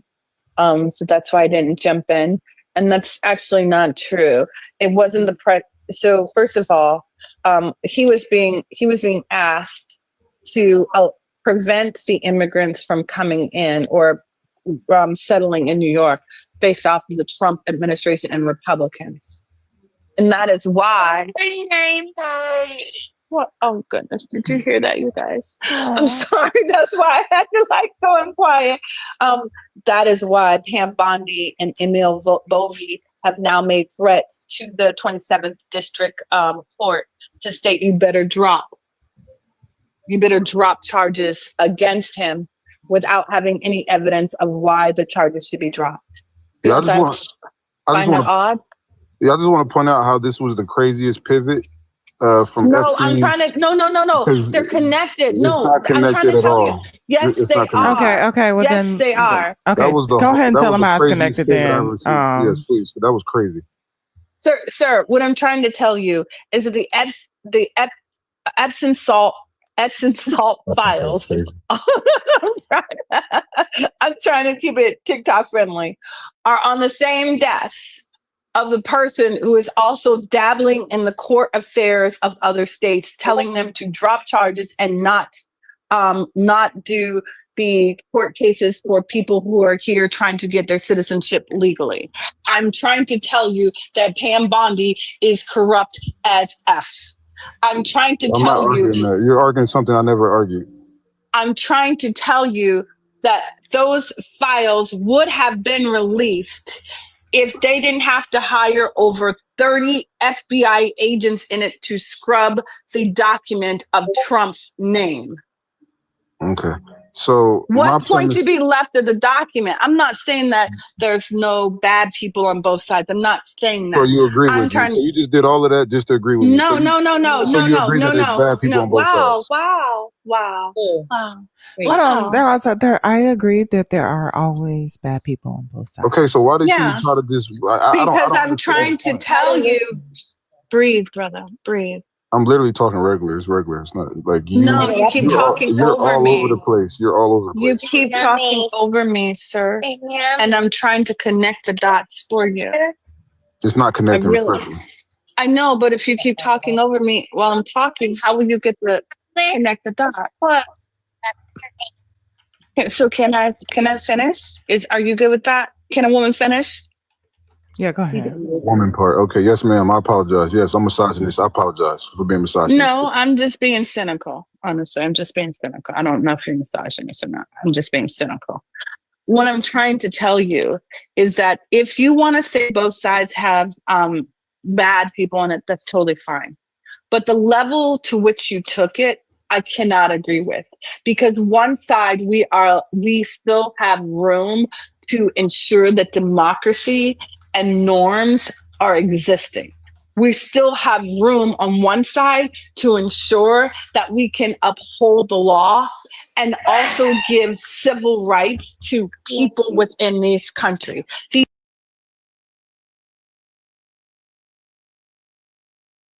Changing our judicial system so that you cannot have a normal court hearing, sir. So when you say, that there must have been Democrats on both, sure, of course, of freaking course there probably are. Who cares? The point is that if it needs to be exposed, You really think the Democrats stopped it when they were the ones to say to release it? That's where you don't connect. The person who told it to stop was the same person who hired Pam Bondi, was the same person who had his own personal lawyer getting a job at the Department of Justice to impede on any type of court case that may impact his presidential term or him as a leader. That is the point I'm trying to make that you are missing the connection to. Are you there with me now? Hey, Okay. Gemini. Nancy. Okay, can I respond, Jessica? Thank you. All right. So this is what you call. All right. So you're doing a low level thing where we're just doing Democrat and Republican, right? And this is what we call political theater. Because Who is we? The lady that was just speaking. You said this Who is is what we? we call. You You said said we. this is what we call political theater. Like who is Well, that? this is what the people call political theater. So when you see Democrats performing, acting like they want the files to come out, listen, they don't want political. Listen, man, there's this thing called a ruling class that I was trying to break down to y'all, right? Where they're gonna protect each other, right? They're complicit. I know y'all think because we're divided based off Democrats and Republicans that the elites are divided. That's not how it works, right? There's a bipartisan consensus that they don't want this to come out. I don't care what's going on recently, and everybody, all the Democrats voted for it, and all the Republicans voted against it, right? That's performative theater, political theater, right? They don't want this to come out. There are powerful people, donors, bankers, right? People that have some of the biggest political PACs that got ties to this dude, the dude EP, right? It doesn't matter who's in position of power, right? Because not only would this make us look bad geopolitically, right? Because I think the file should come out, but I understand how the ruling class operates, and I can put my political allegiance to the side, right? Because I understand that it's bigger than politics. This is because I literally mentioned Bill Gates earlier, right? Bill Gates. You don't and have a Melinda Gates. political allegiance, though, right? Well, I voted for Marianne Williamson, so my political allegiance is to reparations. So whoever has the best reparations policy, I vote for. Respectfully. Okay, and you said who you voted for? Marianne Williamson. What was her reparations policy? Oh, so I did an interview with her. First of all, I work on her campaign. Oh, I know this dude. and I know you. Now, yeah. Matt. I know who he is. I know who you are. Yeah. Hold on, Saji want to ask him some questions. Go ahead, Saji. Saji had a couple questions for you. Yeah, I can't stand people who do the both side type of thing. So just really quick, these are mostly yes or no questions, right? Did Harris promise to release the e-files? Hello? Who are you talking to? You. Oh, well, I didn't. You just said yes or no. You didn't answer. Yes, he did. Harris? Did Kamala Harris say she's going to release the files? Yes, did she campaign around releasing the e-files? No. Did Trump campaign Yes. and say he would release? Okay, perfect. So you're still on Democrat and Republican? Correct. Oh my God. Yo, this is hilarious. I got it, man. So, okay. The Trump administration said that they had the files on their desk ready to review them. Yes or no? Okay. That's it?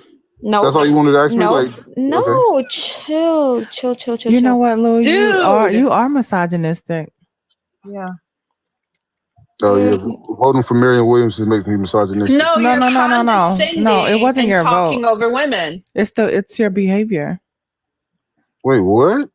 No, it's not your vote. It's your behavior. You even Did I disrespect somebody? No, you agree. You even just said, "My apologies. I'm being misogynistic." I was joking because you mentioned woman when we was having a conversation when it was I never. It's okay, Jess. He's more of a bitch. He's more of a bitch than I am. It's okay. Let him be emotional. It's fine. Okay. Emotional by answering the question is crazy. That's fine. Did Trump call the I'm good. Did Trump call the island boy his best friend? Yes or no? It's not happening. It's okay, Lou. It's okay, Lou. You'll be fine. You'll survive. You'll not survive. Happening, respectfully. Just go with your point. Yes, all yes, no. Oh, whoa. So- Hold on, Mod speaking. Hold on a second. Hold on, Mod and co-host speaking. It's 11:11. Everything you have been doing is misogynistic. You're talking over women. You're not allowing them to finish their point. You're straw manning and you're gaslighting. And you're not listening. And if you don't want to listen, then it doesn't become a conversation. So either you're going to be open-minded and listen to her like we shut the fuck up when you were talking. Nobody interrupted you at all. We let you fly your plane to the moon and up Venus's ass and land back here on Mars. And nobody said a thing. But you can't reciprocate that. So all I'm asking is that you show some respect to when women are talking to you on this panel and let her ask you the questions without being condescending to her. Is that difficult for you, Lou? Is that difficult? As a service. Is it difficult? Can you do it? Can you cooperate? Yes, ma'am. Thank you. Please be respectful to her questions, and you can rebuttal and do whatever you want to say afterwards if you last. Go ahead, Saji. Thank you. So I asked him, did Trump call the E Island boy his friend, his best friend? Yes or no?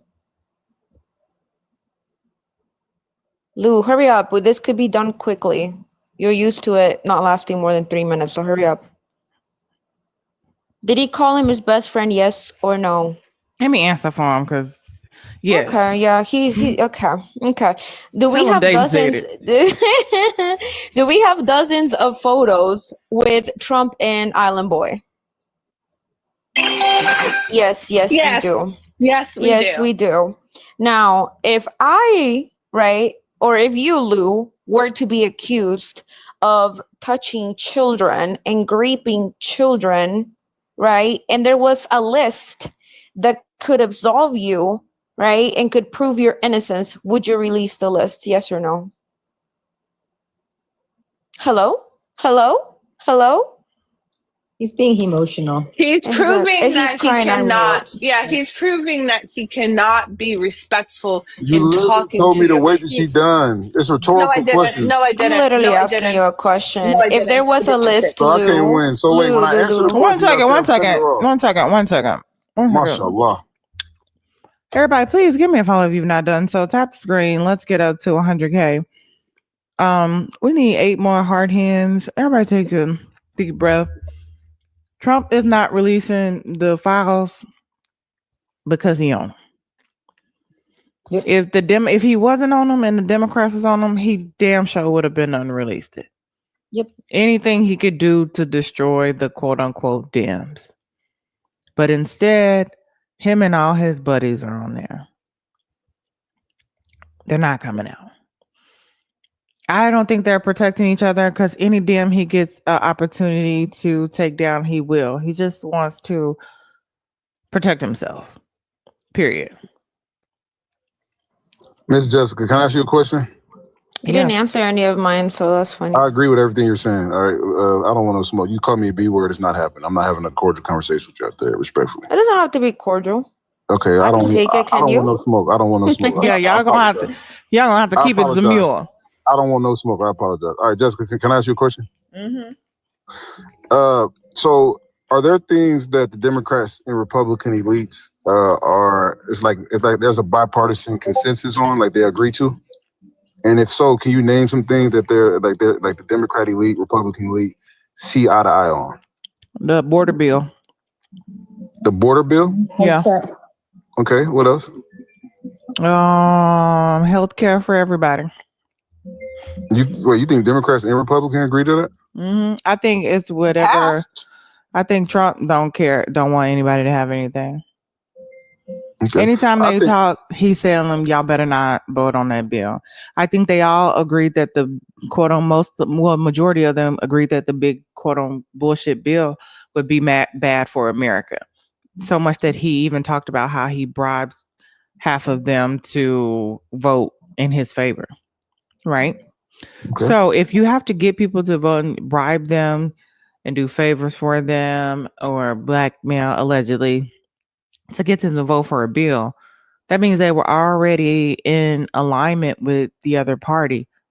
They already agreed with the other party, but you changed their mind through whatever tactics you've been using, and which you've also threatened them in public. I mean, on TV, saying that you will run against their opponent in the primary, right? That's valid. I think one thing that there's a bipartisan consensus on is being pro-Israel, right? Democrats and Republicans are pro-Israel. Can you agree with that before I keep going? I don't necessarily I don't necessarily just think they're all pro-Israel.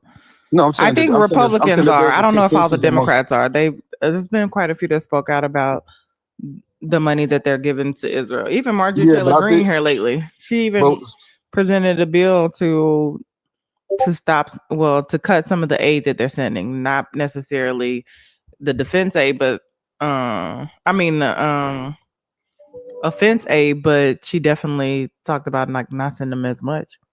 So when I say there's a bipartisan consensus that they're pro-Israel, I'm saying as far as like their right to exist, right? So everybody has a right to exist, right? Okay, and then the funding, they all right. So it doesn't matter what president, if it's Democrat, Republican, they're going to be pro-Israel, just period, right? There's a bipartisan consensus. So so the reason I brought this up is because there's been a lot of thank you, Hector. Yeah, so there's been especially since the conflict October 7th. There's been a lot of uptick in anti-Semitism in the United States or whatever, especially at college campuses or whatever. So, so knowing that both sides is pro-Israel, right? And we know the dude Jeffrey has ties to, and Ghislaine Maxwell's father had ties to the Mossad. If it came out that these people was doing something on behalf of Israel, you'll see an uptick in anti-Semitism in America. So it's not a coincidence that the day that Benjamin Netanyahu came to America and sat down with Trump, the next day he came out and said that the Epstein files would not be released. So literally, thank you for the $5 for this dude that's throwing a soft tantrum. I'm fucking hollering. Drop some coconuts for Dayton in the chat. Thank you, Dayton. $5, that's it. Be careful with your ass. I ain't tripping, sure. Hey man, I got my point across. Hey, please kick me. Please send her $500 to kick me. Please, I want this queen to give as much money as possible. Wait a minute. Hold on a second. I have a question. You send me $500. Yeah, that's exactly what I was going to ask you. Why don't you send her the money? I've been trying to send you my bottle of tequila, but you ain't send me the PO box. I'm not drinking. Oh, okay. And yourself, send her $500 to kick yourself. Send her $500 to kick myself. So I said all of that, and y'all ignoring it. Okay, I don't disagree with you, Lou. I don't disagree. This is crazy. Probably, listen, Lou. I'm trying to agree with you, bro. I do think that there is something to be said about J-Dog, J-E, and Israel. I'm sure that there are some political boom booms in there that would cause difficulties in America here. I think it would make some things a little bit worse than they already are. But that does not mean that what we said before we got to that, because you switched gears. You started with, well, the Democrats had it and they didn't release it, and then Free set you straight that it was those files were under lock and no one could release them until then. And now all of a sudden it's Israel. So you just keep moving the goalposts. What is your full position? I think we need to honestly, Lou. Hold on. Let him respond real quick. Okay. So I'm saying it's a combination of a bunch of things, right? It's not just like Trump. Yes, me personally, I do think Trump is on, because the fact that Elon Musk called him out, and then Trump has a big ego. So I thought he was going to just release the files just based off Elon calling him out his ego. But based off that, I think he's on the foul. I'm not arguing it. I'm saying it's a multifaceted of a bunch of things, right? There are some geopolitical things, right? And then there's some ruling class things, and then there's some bipartisan things, right? It's very nuanced. So this is why There's no bipartisan anything. There, Nobody. wait, are y'all like literally Jeffrey had Bill Clinton And picture we on his don't wall give in a his fuck. dress. And we don't give a fuck. Let the So chips y'all fall don't care where about they may. No, any any Democrats that are on the bill, I want to know.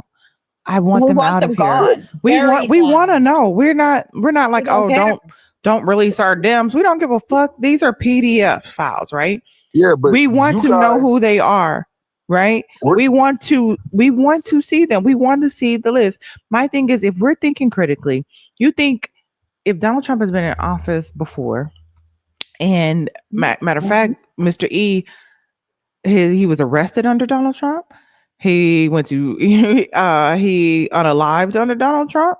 All the files Donald Trump pretty much had access to afterwards, it was over.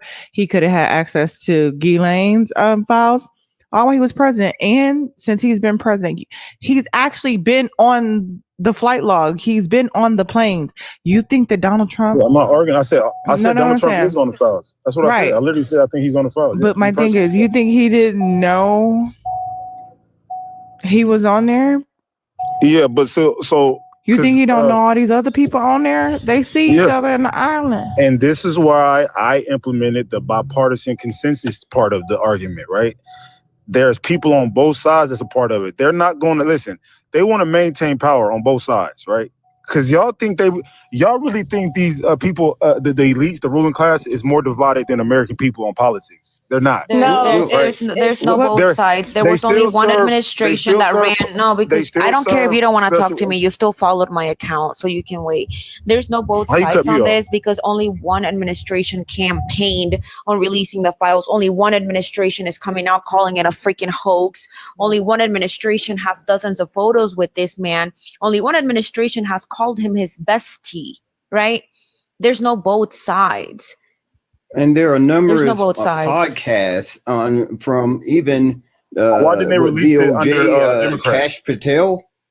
He's got multiple podcast videos saying that they have hours of e-files out there. And now all of a sudden things disappear. Who's speaking? And here's the question. Maxwell is in a very, very good position right now. She has all the laundry. And if she was to just start blabbing Democratic names, how is that really harming? I'm just trying to think of this in a strategic way. I'm putting Democrats myself really fraud our in brains, Maxwell's. Democrat and Republicans really fraud our brain. This is crazy. No, I'm asking you. I'm going to pretend I'm Maxwell. I'm Ghislaine, okay? I'm Ghislaine. I'm Epsom Sauce's ex. Sauciness. I'm his sauce. Okay? I did the dude. I navigated the stuff. I brought them in. I did all that. I know where the bodies are. I have a little black book like Heidi Fleiss. Y'all remember her? I have a little black book like her. I could easily just start dropping Democratic names and not touch Republicans alone. That's not. But if the president of the United States, oh yes, it can be, especially when you're trying to do a plea deal or if you're trying to get your complete sentence overturned. Oh yes, it can be. Oh yes, it can be. I would simply start doing that to get into favor of said president. But if I did that and his name is all over the place and he has attorney Bondi, he's the AG Pam Bondi, who is already meddling in judicial systems to ensure that people get silenced or their court cases gets overturned, period, without even having a date in court, just drop the charges altogether. Why would I? I would just keep quiet and wait for a deal from the president whose name I know is on the list. I'm just saying, allegedly, theoretically, pretending I'm Ghislaine, just pretending I'm Ghislaine. I would shut up and wait for Bondi to do what she can do so that I can just get off charges, period, and I don't have to drop anyone's name. Yeah. All right. So my thing is, right. Do you not understand that? I agree with you, right? But my thing is, the Democrat-Republican thing works in all the other conversations, but this is bigger than Nino Brown. All right. This is probably the craziest stuff that you will find out once this stuff it's not going to get released. I hope it get released, but it's not. This will, if this get released, this is going to be the most craziest stuff in American history, right? Hey, We're Lou, talking can I ask you y'all can I ask stuck you a on question, Democrat and Lou? Republicans. That works on every other topic, right? But this specifically is bigger than Nino Brown. This is geopolitically. This dude had ties to royal families, Lou, right? Are y'all crazy? Lou, hold on 1 second. I'm about to bring you in. Wait, what? Lou, you gotta stop watching so many movies. Sit your $5 ass down before I make change. Anyways, wait, what's your name so I can call you by your name? Kevin. Kevin, welcome into the chat. I definitely wanted to bring you in. My apologies. Go ahead.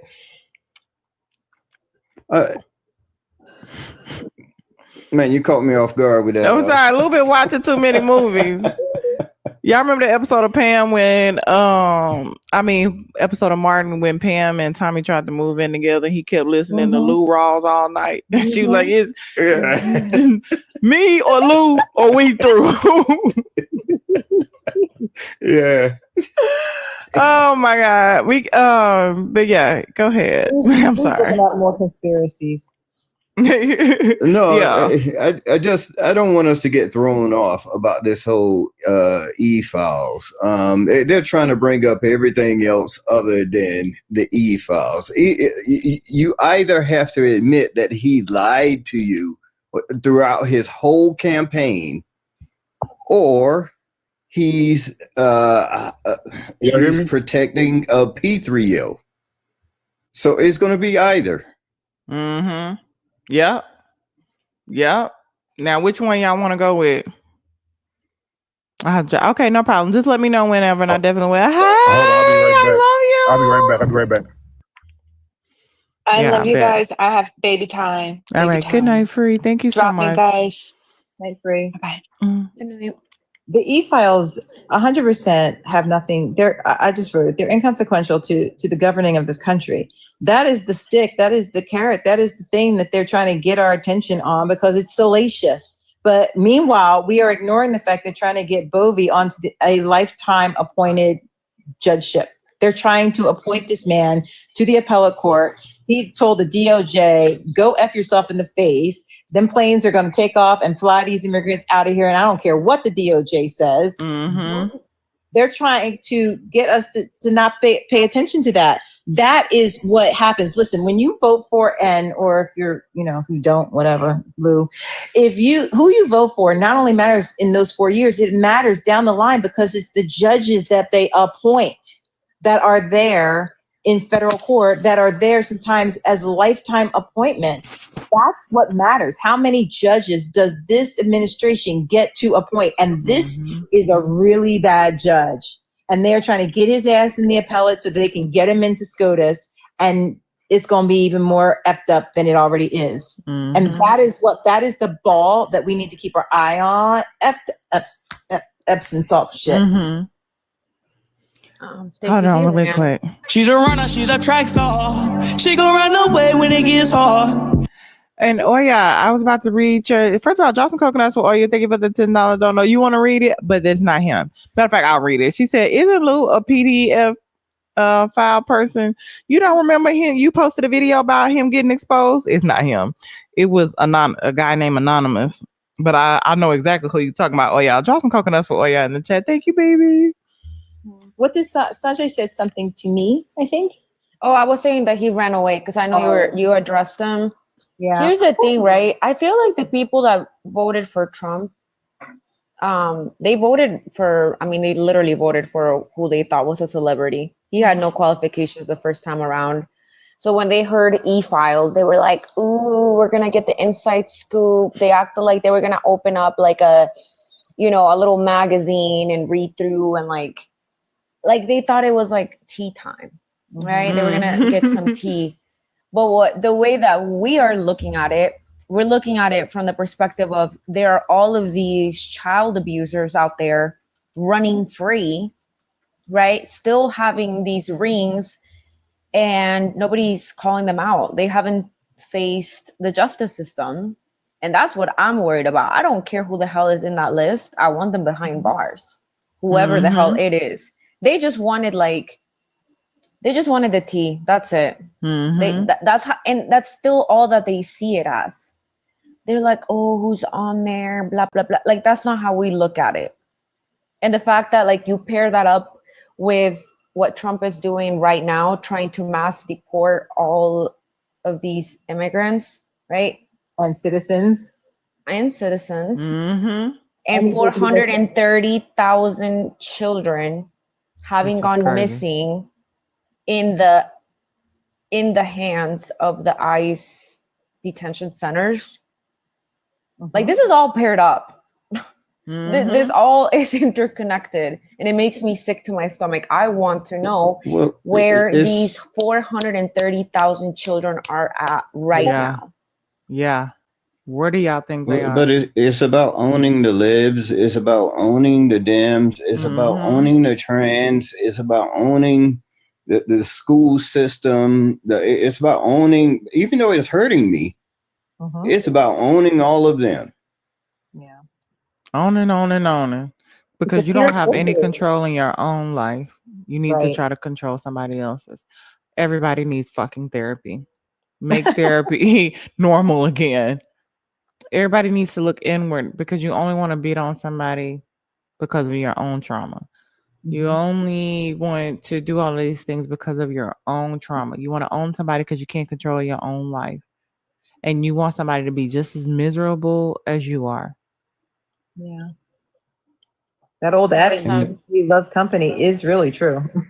Dude, Jess, this guy said that he didn't vote because he didn't like that people were pushing a trans agenda, is what he said. When we asked him, how have trans people personally affected your life? He said that he went out and supposedly all of this never happened, right? Like, let's be fucking for real. This man was fugly, okay? Let's be for real. He claimed that a trans woman approached them, and when she let him know that she was trans, he said no, and she felt entitled to his body. What the fuck does that even mean? So I told him, there was 500 people in this live. I said, drop a 1 in the chat if you've ever told a man no, and they still felt entitled to your body. Come on now. So should we not give men any type of rights? Should men not have any rights? Right? I agree. Because you're one man with one anecdotal experience. This is our daily life. Yeah, every single day. God forbid you feel like we feel. Welcome to the Terror Dome. I am going to mute up now. It reminded me of her name is Mesmerized, and she goes, host, I'm going on mute. She's so cute. Hold on, I'm trying to keep notification, play games in window mode. No, that's not what I want to do. To keep notifications during your live. I'm trying. But you know what I'm saying, Jess? Like, how many of us have been discriminated against? Every last one of us. Like, have had something terrible happen to us by a YT person. And they pull off some fucking imaginary, hypothetical ass fucking bullshit excuse. Oh, one time an immigrant looked at me funny. Bitch, you're people, weak motherfucker. Like, for real. Like, I told Kwame, do you know who Kwame is? The one that come up there every day? I told them, I'm gonna fundraise $1,000 for you. I'm gonna put them on a prepaid card. I'm gonna meet you. Thank you, and I'm gonna beat your ass so you can get it out your system, and we can move on and talk about some productive shit. Because I cannot live another day of my life listening to you talk about how these immigrants got $1,000 card to feed their children and put diapers on them, and you're like, how broke do you have to be? That's the thing. You too busy watching somebody else's plate, and when you turn around, there's nothing else left on your plate. Somebody else is taking your food, which is what they do. The Republicans pointing, saying, "Hey, look over there," and you turn around and they grabbing all your shit, and you're like, "Yeah, he got all that stuff over there," and now you have nothing. Keep your eyes on your own fucking plate. Mind your business. What they get does not affect you. It doesn't. You hating on kids? You don't want kids to eat the bare minimum? Do you want to qualify for anything that they get. You have to have nothing, no house, no clothes, bare minimum. So you can qualify for what, $12? Sit your broke ass down. The programs that they have taken away up under, DEIA, dealing with affirmative action, anything in that arena. And it's starting to affect individuals because, as the federal jobs go away, then the state jobs go away, and then certain programs go away, and rural hospitals and a number of other things. So people are really going to start to feel the effects of this administration. Yeah. We really have to make sure that they know the timing of when these provisions are going to take place, because they're not due to roll out for 18 months. They're not due to roll out until right after the midterms. And so they're setting us up to be able to say at midterms, see, the Democrats, they were fear-mongering as usual. They were talking about how everything was gonna go away. How are you? Everybody seems to be doing great. Everybody in here doing great. Everybody's gonna be like, yeah, we're doing great. No, we're gonna vote, and then that is when the wheels are gonna come off. We have to keep spreading that message and letting people know what the timing of these provisions in this bill are, so that they understand. Not only is it coming, but they planned it strategically when to come. Don't worry, this hurricane season is gonna show them real quick. Yep. You going to bed? Good night, Long. I figured that was a good night. Yeah, they're gonna see, because he's hoping that when it does come into effect and things start going bad, you'll vote Republican for the actual presidential election. What up?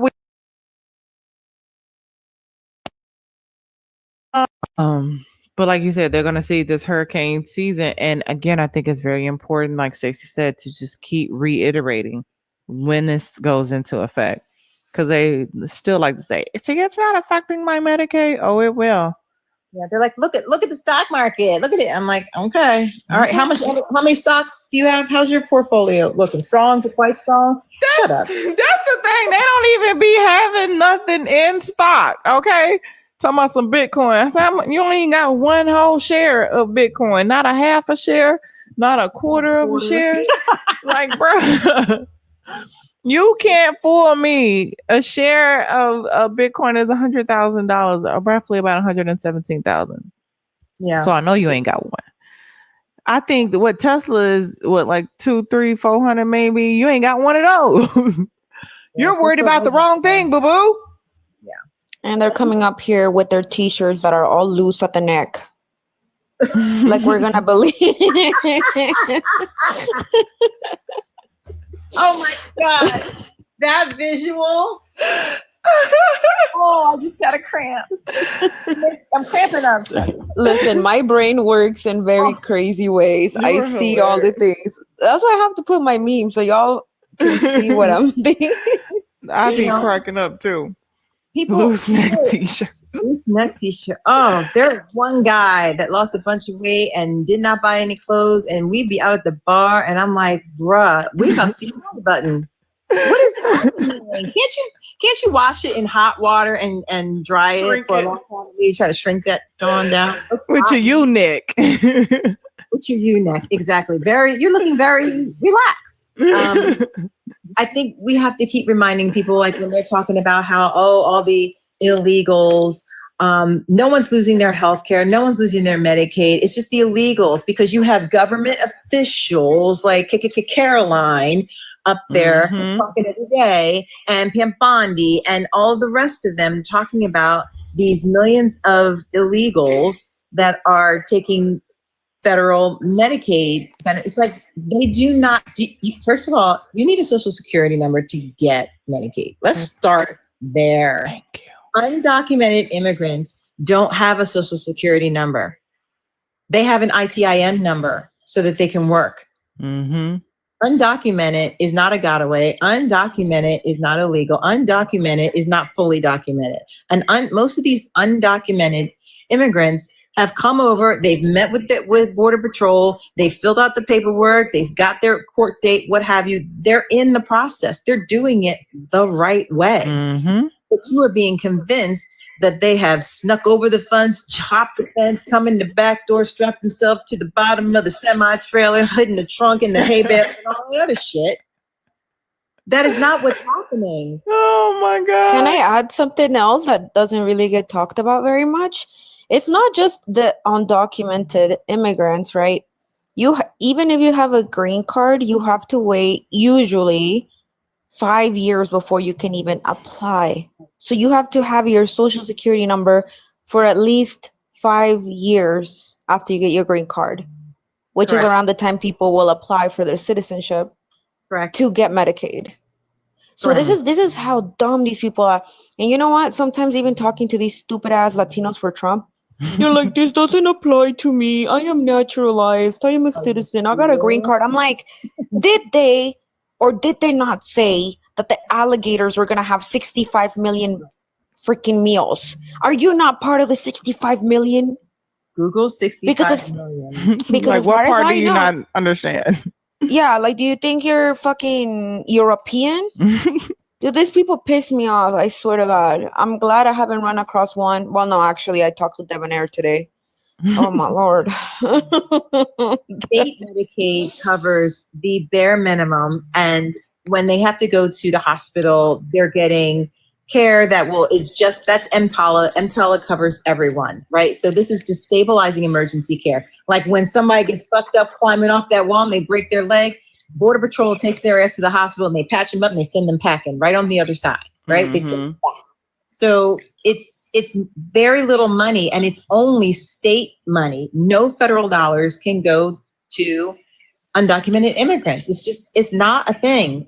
Not to mention the almost $100 billion in tax revenue that they bring in. Even in the GDP that they contribute to. Exactly. And I don't know. I loved math in school. That was like my jam. Mine too. Yes, that was my favorite subject. And like when I look even just at New York, right, which is what Kwame always complains about, the $1,000 cards, whatever. Nice. The proposed plan, the total budget for it was $53 million in New York in 1 year. Undocumented immigrants, right, contributed $3 billion in taxes. They're not getting it out in anything. Yeah. Like this doesn't even touch half of the money that they've put into New York for them to get help. Like, do you realize how much easier it would be for people to not pay taxes outright? They don't benefit from any of it, and they are paying it. And a lot of people have, because I do know, you know, in the past I've had friends that didn't have papers. They all like follow the law. Like they all like are so worried they won't even get a parking ticket, a speeding ticket. They pay their taxes and on time, like way before most people will do it. They do it because they are hopeful that one day they can get their situation figured out. And now to see ICE literally partner up with the IRS to target them, it's like... Right. Well, I thought they weren't documented. If they're not documented, how about this? If they're not documented, then how did you find them through their tax records? If they're not documented and they're just getting all this Medicaid, then why not just show up at the welfare office and collect them there? So why are they catching them at court hearings? Right. When do you think America is going to really see the effects of all of these deportations, tariffs? They already are. And they're rotting in the fields. Yes. But when do you think I mean, it's not really affecting the stores right now. I mean, I know the prices are going up, but when do you think it's really going to affect America as a whole? By the end of the year? You know, that's a good question. I wouldn't want to speculate, but I say it was going to be sooner than later because we are already seeing, like, that's why the big farms and the big hospitality companies went to Trump and they were like, bro, you are going to run our businesses are going to collapse. You're sending our workers away. We cannot replace them. And he came out like, oh, some of these people, you know, they've worked here. They're good people, 20, 30 years. They maybe don't have a piece of paper that says what it should say, but But we're going to look into it. And then Tom Holman was like, "The hell we are," and Christy Noem was like, "Hit him up, move him out. We are not switching up our game plan." So that's when he started talking about the farmers and their workers and having owner responsibility. I'm like, bro, just come out and say it. Slavery.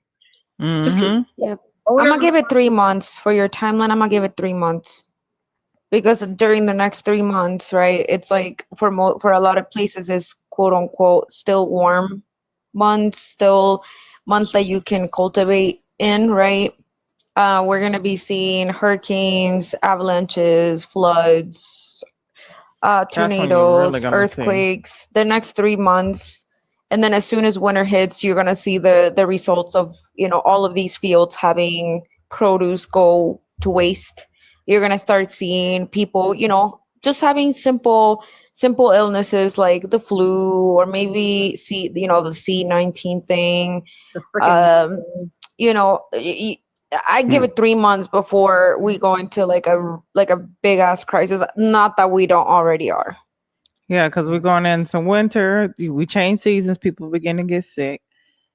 They shutting down the hospitals. You ain't gonna be able to get help. Like you said, we're going into hurricane season. Oh, when school starts, all those damn germs. yeah, baby. Everybody finna get it.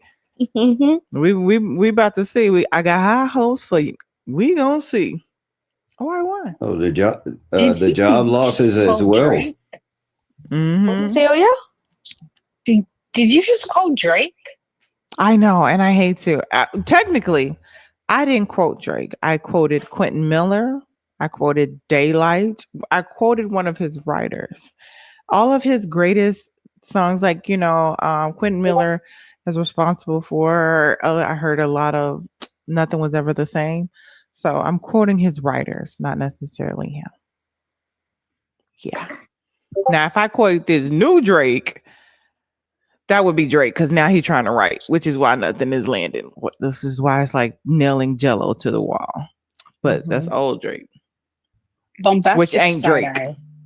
It's a thing. It's crazy. I like Drake with the melodies. I don't like Drake when he act tough. Was you talking to me, or was you about to say something? Because I would definitely want to get your time. Bombastic Side-Eye. I know. I get it. So I blame all the writers. Quentin Miller. I was quoting Quentin Miller. That's what I'm gonna start saying. Was that? I was quoting Quentin Miller. That was Daylight. Daylight wrote God's plan. It was God's plan to show y'all the liar. Anyway, Sash, welcome in, baby. How you doing? Hi, Mama. How are you? How's everybody on the panel? Amazing. Blessed and highly favored. Muy bien. ¿Y tú? Muy bien, gracias. I'm working on it anyways. Aquí estoy, como siempre. I had a thought while you were talking. I had a thought about the Everglades. I can't do that. The Everglades Sea Camp. As you were talking about hurricane season coming in. Right. Because we all know that they used $450 million to build that place, right? And I believe in Florida they have a $500 million budget for disaster relief for the state. So when hurricane season comes in, that's what they have left to work with. They already used 450 of that 500 million. So that's what they're gonna have left to work with, and we already know that they took FEMA out of the federal funding because of the big bullshit ass bill. Mm-hmm. So when the hurricanes come ravaging through Florida, they're not going to care about who's in that sea camp, much less who's going to be down there affected by the hurricane. So that's just a thought that ran through my head right now when you were talking about hurricane season. And all they care about is the money. Thank you, James, for closing out that gift card. Try some coconuts for Jamal in the chat. And all they care about is the money because I'm pretty sure there's probably some type of insurance policy, or they said they're gonna get the money back from the government. They don't care about the people. They're just gonna wipe them, let them get wiped away. They'll find a Right. way to blame And Democrats. did you all hear Kristi Noem in her interview? Was it today or yesterday? I can't remember. When she told the reporter, "Don't you dare ever say that we're targeting Latinos. Don't you dare ever say that again." Did anybody see that? Yes. That she said, they said that she was racially profiling, right? Yeah, that they said that the reporter was like, I live in a predominantly Latino area, and this is what my constituents are experiencing, that they're being profiled just because they're brown. And she said, "Don't you dare ever say that again." Well, what was her response to? What's her explanation? It's clear. She said, of course. Yeah, you go ahead and play it real quick. Yeah, go ahead. Targeted the worst of the individuals that we are going after are those that are violent criminals, those that are breaking our laws, and those that have final removal orders. My audience is predominantly Latino, Mhm. so they kind of every day say they're fearful because a lot of people have been targeted based on their skin color, not necessarily. That is not true. And so that has been another false narrative that has been put out there in the media that I absolutely want to throw back at you and say that is absolutely false, and don't you dare ever say that again. The reporter said, I would have said, or what, bitch? Latino, but it's definitely this is what true. we're hearing on the ground. This is What are you using there? Huh? Like, what are you using to catch your people there? If you're not Just skin color. Right. Just skin color. That's it. It's just deny. Mm-hmm. But is it not Michael Cohen? Roy Cohen, his mentor. That's what he taught him. Lie, deny. Don't ever admit. And then when they say something to you, you double down 100 times back on them. Mm-hmm. If anybody's read to trumpfile.org, I used to do a Trump series. It gets a timeline of everything Trump. They talk about how him and Robert Murdoch, when Reagan was in, when they got rid of the FCC, so they could to begin to lie on the news. They didn't have to tell the truth. It could be biased. Those when Reagan was in office. Fairness doctrine. That's weird And because we how- implemented the same regulation in Germany. Isn't And that how coincidence? he's close to what's Ghislaine's father's name? Robert Maxwell Ghislaine. Trump file. Like they constantly say that they're going after the worst of the worst, the people that have the criminal records, but we've already seen that the people that are in the Everglades are people with some people without any criminal records, or some Correct. people that have like a traffic ticket. Correct. Yeah, That's over what they have. 80% of them have no record of anything. Yes. Over And they- 80%. And they even said that they have somebody in there that was 15 years old. Right. ICE has a scale, a system that they use where it goes from most ICE threat to no ICE threat. 80% of those in ICE custody right now are no ICE threat. 0.7% are worse ICE threat. So her whole little thing she just said about we're going after the most violent criminals. No, you're not. No, you're not. And just because you keep saying it over and over again doesn't make it true. Mm-hmm. You They do should know start this with is their own about the workers. browning, the browning of America, right? Absolutely. Stephen Miller 100%. said he wants 150 million people only in this country, and he wants them all to look like him. Mm-hmm. Ew, that man looks disgusting. You know, he looks like Pee Wee Herman and Voldemort had a baby. He looks like that fish from SpongeBob. You know which one? The one that's like the skinny fish. I don't even know its name. Oh. But I'm just, Listen, they have not once. Do you think if they actually had any freaking criminals that they were taking, that this wouldn't be everywhere in the media? Correct. And there's these two guys that I don't know if anybody has ever come across them on your For You page, but they go around and they would go to like Home Depot or like on the side of the road where there would be like immigrants like waiting to be picked up to do any job. Mm-hmm. And he would go and get them, and he would tell them to get in their car for a job, and he would take them to like Elitch's and stuff. Like they have fun like and this stuff. Thank you for the hug. Take them where, sir? Yes. And Like- yeah, and you know, the other day, like they posted their latest video, and they picked up these two older Latino men, and he was like, "Hey, are you all looking for a job?" And this guy straight up like looked so freaking scared. He was like, yeah, he's like, get in the car. And, you know, it was like a white dude in there. So he was like, oh God, like, it just fucks me up to see my people like that. Like on a real level, to see people like that look like our dads, our grandparents, like just scared to even exist. That's right. Well, host, I can cried. I ain't can gonna I lie. add this? Go ahead. I do have to add this. I feel like they're doing right now. They're doing to Brown America what they did to Black America during the 70s, 80s, and 90s, taking the fathers away from the homes, and then later they're going to ask, "What are the, why are our children acting the way they act?" This is what happened in the 70s, 80s, and 90s with Black America. So now it's happening with Brown America.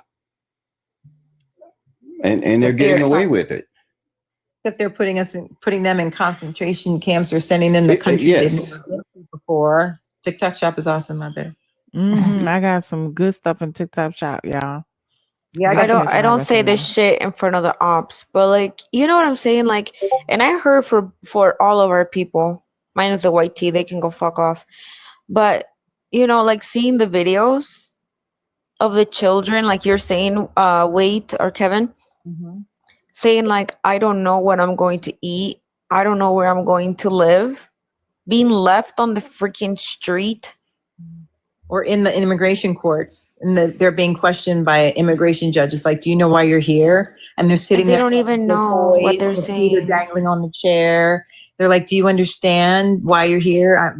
You're here because I have to determine whether you can stay, whether America wants you to be here or not. Do you understand? And like, don't put us in that shit. We make America say y'all. Tell them who it really is. The fuck? Can I say And then they put up, go ahead, Sash. Sorry, Mama. I just want to say one thing to that point, because this has happened to our people before. As a matter of fact, it's happened twice before. And the thing that I wish didn't happen is that the history was erased. The history was not taught to our children, to our grandchildren, to us, it was wiped out from the books so that we didn't remember it. And I think that contributed a lot to this past vote. A lot of these things that happened to our grandparents, to our parents, it's not taught to us. We don't remember it. We don't remember these things. And I think if we did, a lot of these things wouldn't be repeating themselves. Yeah.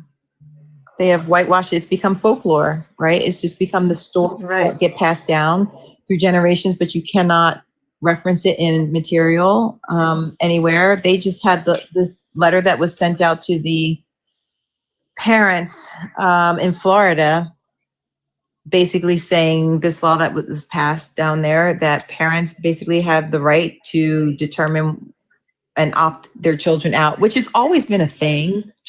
Parents have always had the ability to opt their children out of certain things in public school districts. But there's literally a line in there that says no teaching of things that will make students feel bad about themselves, make them feel that they are less than, no asking for preferred pronouns, just the most ridiculous crap. And so it's like, yeah, you want to make sure that you take all of the things out of our school books and our school systems. I mean, when you've got KKK Caroline talking about how they got rid of the curator for the Library of Congress because they were putting a lot of DEI things in there. It's like, that is not a lending library. That is our historical library. They're just trying to erase us from this country. Mm-hmm. Because in order to repeat it, I need to erase it. It needs to seem like it's the first time. Because if they know the history, they'll see it coming, and we need y'all to never see it coming. But they've been doing this for forever. I mean, like Sash was saying, this has happened before. I came to the U.S. when I was 10 years old, and the first thing that I learned in school, we were learning about Cesar Chavez.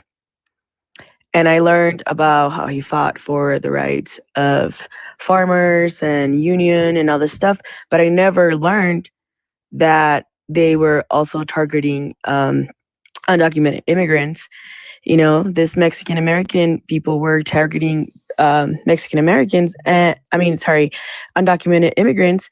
And by doing so, they got so many people who were citizens deported. We weren't taught that. And so kids grew up believing a one-sided story and didn't realize that when we align with white supremacy, with these white supremacists that have always existed, we attack our own people. And we're doing it again. Like Debonair, all these Latinos for Trump, they're doing it again. They're not targeting just undocumented. They're taking citizens. They're taking residents. They're taking TPS. They're not only taking undocumented people. And they did it before. And a lot of people were stuck in Mexico during the sorry. I don't know if I can say that word, but during that era, there was a lot of citizens that were stuck in Mexico for years and never came back because they couldn't prove that they were born here, because they were brown, because they spoke Spanish, because the border crossed them. And we're repeating it again because our children are getting taught half-ass history. Yep. My black ass They also, so sorry. They also didn't teach us about, you know, people like Sylvia Mendez, right? Do you know about Sylvia Mendez, Tanya? I don't. I might. I just don't remember. So she was one of the first girls to go to a white school, right? In 1936. Before then, we weren't allowed to go to their schools either. They don't teach that because they want us to believe that we were always, you know, supposedly under this stupid ass white category. They don't teach us that Mexican was a race before they erased it. Right. Before they put us onto the white T category on their census. And like, they don't teach us about the bath riots when they were spraying us with Cyclone B. Yep, Carmelita Torres. Which was later used and you know, changed up and then implemented into Germany and how they unalive the Jays. Like, they don't teach about any of that shit. Right. Because they want us to be calm and cute and demure and passive and complacent and all this shit. Go ahead. Sorry. My aunt came, she was 8 years old. She's in her 90s right now. And she was 8 years old when she used to come to the US as a child to pick cotton. And they would bring, she was telling us the other day, they would bring her whole family and they would only pay her dad. So they would bring her and her mom and her siblings, and they were kids, and they would bring them through the border and only pay her dad for the labor that they did. And then they would use the children because, like, she was trying to explain to us how, you know, it was just easier for kids to get through and stuff like that. And they have, she would say that they use this narrative of like, Black people are lazy, so we have to bring you guys to work. And it got me thinking about that, you know, like, well, I've always thought about it, but like, they've always used us against each other. And they've used us personally, you know, the Latino community of the Mexicans, to give us this little bit of, ¿cómo se dice?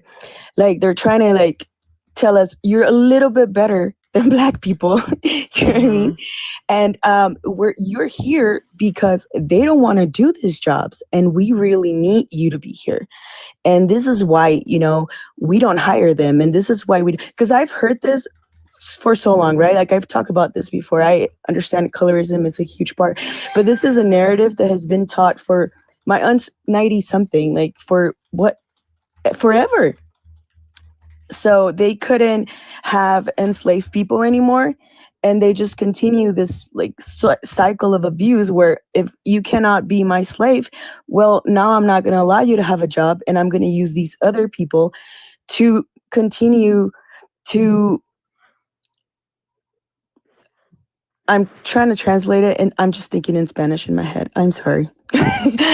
To continue to, you know, to not allow you guys to progress, you know, and I mean, Black people, and they're using us, and all these Latinos for Trump, all these Mexicans for Trump bought into the idea that we're somehow better because we work in the fields, because we do all these jobs that nobody else wants to do, when that's not true. You know, they were just using us. Okay, we can't enslave you. Well, now we're gonna not give you a job, and now you're not gonna feed your kids, and you're not gonna use this, but we're gonna treat these other minority just a little bit better so that they like us just a little bit. And everybody bought into that, and they bought it over again. And it's been, like Sash said, 3 times. This is the 3rd time this happens. And we're just fighting our own people. We're fighting with each other, and we're somehow thinking that we're better than someone else. I don't know if I made sense, but I was trying to get my words across. Sense because Got they you. do get You know what, try to Tanya, give I somebody just- to punch down on. Yep. And make And you don't ever feel- apologize. Don't make ever you- apologize. Yeah. And make you feel like you're better, because if one thing we know about is tokens, because once you get spent, like I tell you, oh yeah, you're better than them. You look at you, look at them, they're underneath, and you join their team. And then as soon as you get there, what they say, deport. They're gonna throw you to the wolves if they have done all of the token Black people who have thought that they say, oh, you one of the good Negroes. Yeah, look at you. You're not like the rest. You don't, yeah, you're not ghetto, you smart. Bitch, we're all fucking smart. Sorry. All of you are smart. And you know, this morning I also watched a panel, or yesterday, my bad. Castle went up there, and there was an FBA person for Trump, just literally just talking the most shit about Black people. He was talking down on himself and his mother and everybody around him. And you know who was gifting him? Well, I mean, if you're talking shit about Black people, you're a Black person, you're talking shit about your mom. Okay, got you. You know what I mean? Yeah, I got you. No, you're good. But like, you know who was gifting him? White people.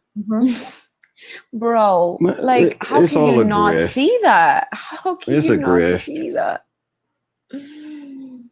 Hey, Tanya, I wanted to say, you can trace that statement that Black people are lazy all the way back to slavery days, and it's just something that I can hear that you've gotten over. You admitted that it was just a statement that was made. So I appreciate that. I've never believed it myself, and this is not like, I don't think like this now that I'm an adult or I figure it out. I was raised like this, you know, like my grandparents are like this, my parents taught us like this. But one thing that my dad made sure that we were aware of when we came to the US is that you're not better than anyone else, and know who your oppressor is. Like, they made sure that we knew what we were against. And I think that always opened my eyes. I also went to school in South Central LA for 6 years when I first came here. And I had a lot of amazing teachers, Latino and Black teachers, and I feel like that also taught me a lot about things that I was hearing from other Latinos here, because I did hear it, and I'm not gonna lie about that.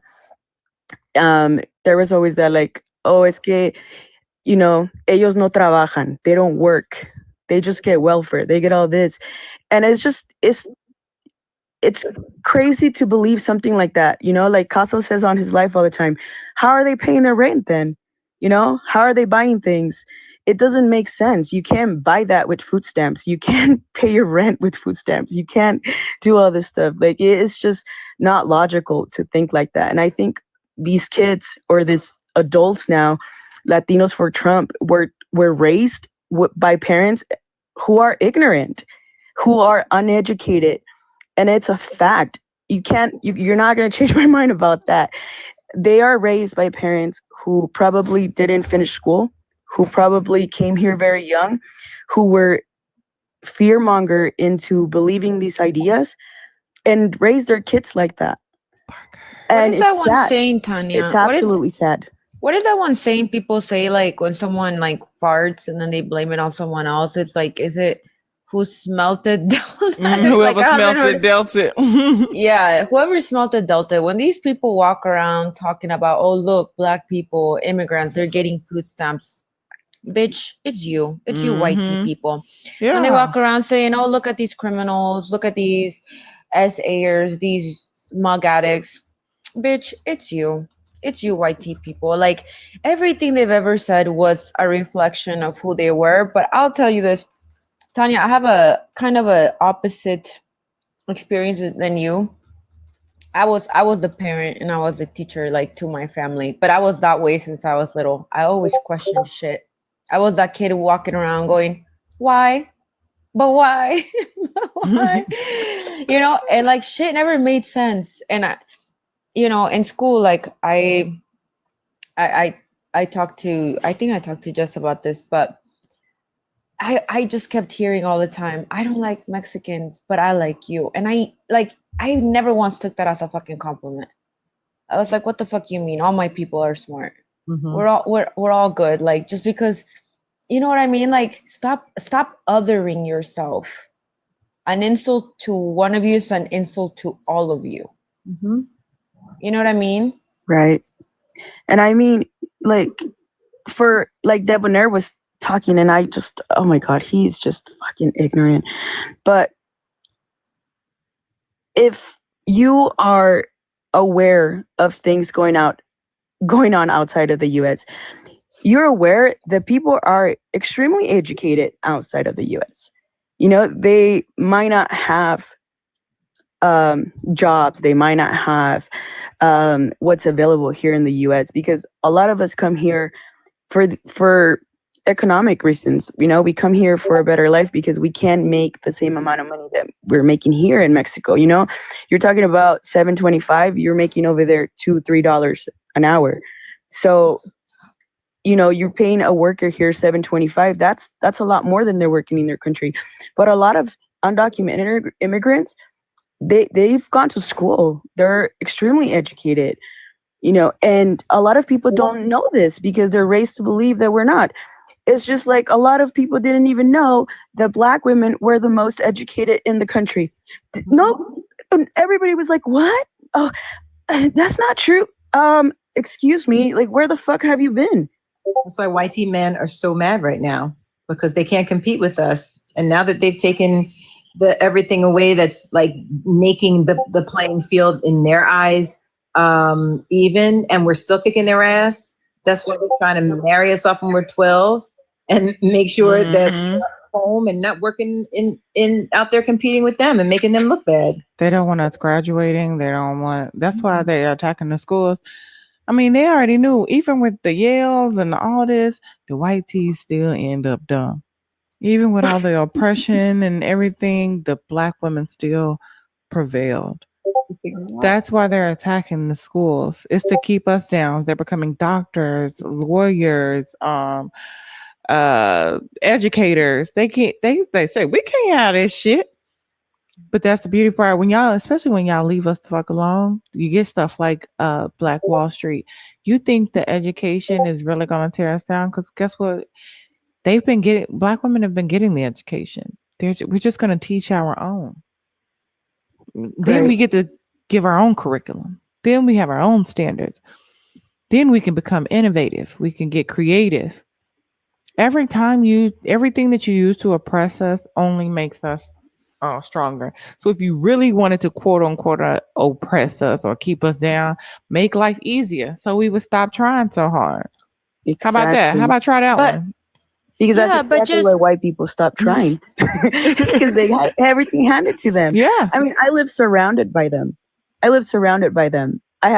had one white tea boyfriend, and I'm gonna regret that for the rest of my life. But the only one person, they get comfortable with you, you know? When you come around with them, when you feel comfortable, they get real fucking comfortable with you. And the things that I've heard in those conversations made me never want to be involved with anyone that's white ever again. I mean, you know what I do when I see white tea people now in my town?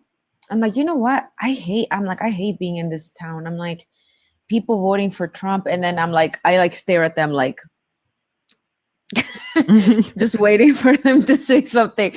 But imagine, dude, just imagine, close your eyes. Imagine stealing land from indigenous people and then stealing land that you promised to give to Black people and building a motherfucking trailer trash park on top of it. Okay? Imagine excluding Black people and brown people out of schools, and your children are out there door dashing at 35 years old. Imagine having medical apartheid and purposely having a high rate of babies and mothers not surviving childbirth, and your women still cannot get pregnant, and when they do, they birth creatures like the one on my screen. I just imagine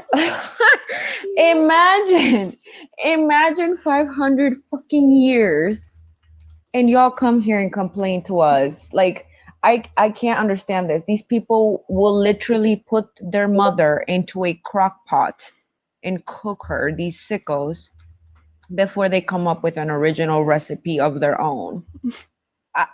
I cannot deal. I cannot deal. All these hurdles they put, and they still didn't win the race. And the thing is that they, in my opinion, okay, they hate the fact that no matter how much they try to break us, right? And I'm going to talk for Black women and for Latina women. No matter how much they try to break us, no matter how much they try to suppress us, oppress us, no matter how much they try to make us look bad in the media, to talk bad about us, to create these narratives, we're still kind. We're still surviving. We're still growing. We're still being good mothers. We're still being good grandmothers. And they don't fucking like that. They don't fucking like, because they can't be that. And let me tell you, I've met so many white women here. They don't even like their kids. They don't like their grandkids. They don't come around their grandkids. And they look at my mom and they're like, oh my gosh, your kids love you so much. Oh my gosh, your grandkids love you so much. Yes, my mom can't walk anymore very well. She had her neck surgery. She had double knee surgery. She worked 2 fucking jobs her entire life to give us everything. Y'all, they sell their kids off. They let their dad, their boyfriend, stepdaddy, uncle. Just think about, there was a white guy, I forgot, up northwest. He was married to the woman and like all her children. They don't care just so they can quote unquote keep a man. You think they be trying to say Black women just want to keep a man? Well, they don't give a fuck about them either. Anyways, they will sell off their children, not even to the man with the highest amount of money. Like, they don't care about their kids. Casey Anthony, like, they leave their children. They don't care. They just voted against all of their children. They leave their them with other education, people. their rights. Fuck them kids. They are if fuck them kids was a person, it'd be white people. Okay. Yep. Yep. Every time I see a white tea I'll be person right back, coming y'all. I in. gotta use the restroom. Okay. Every time I see a white tea person coming into our spaces and pretending to be an ally or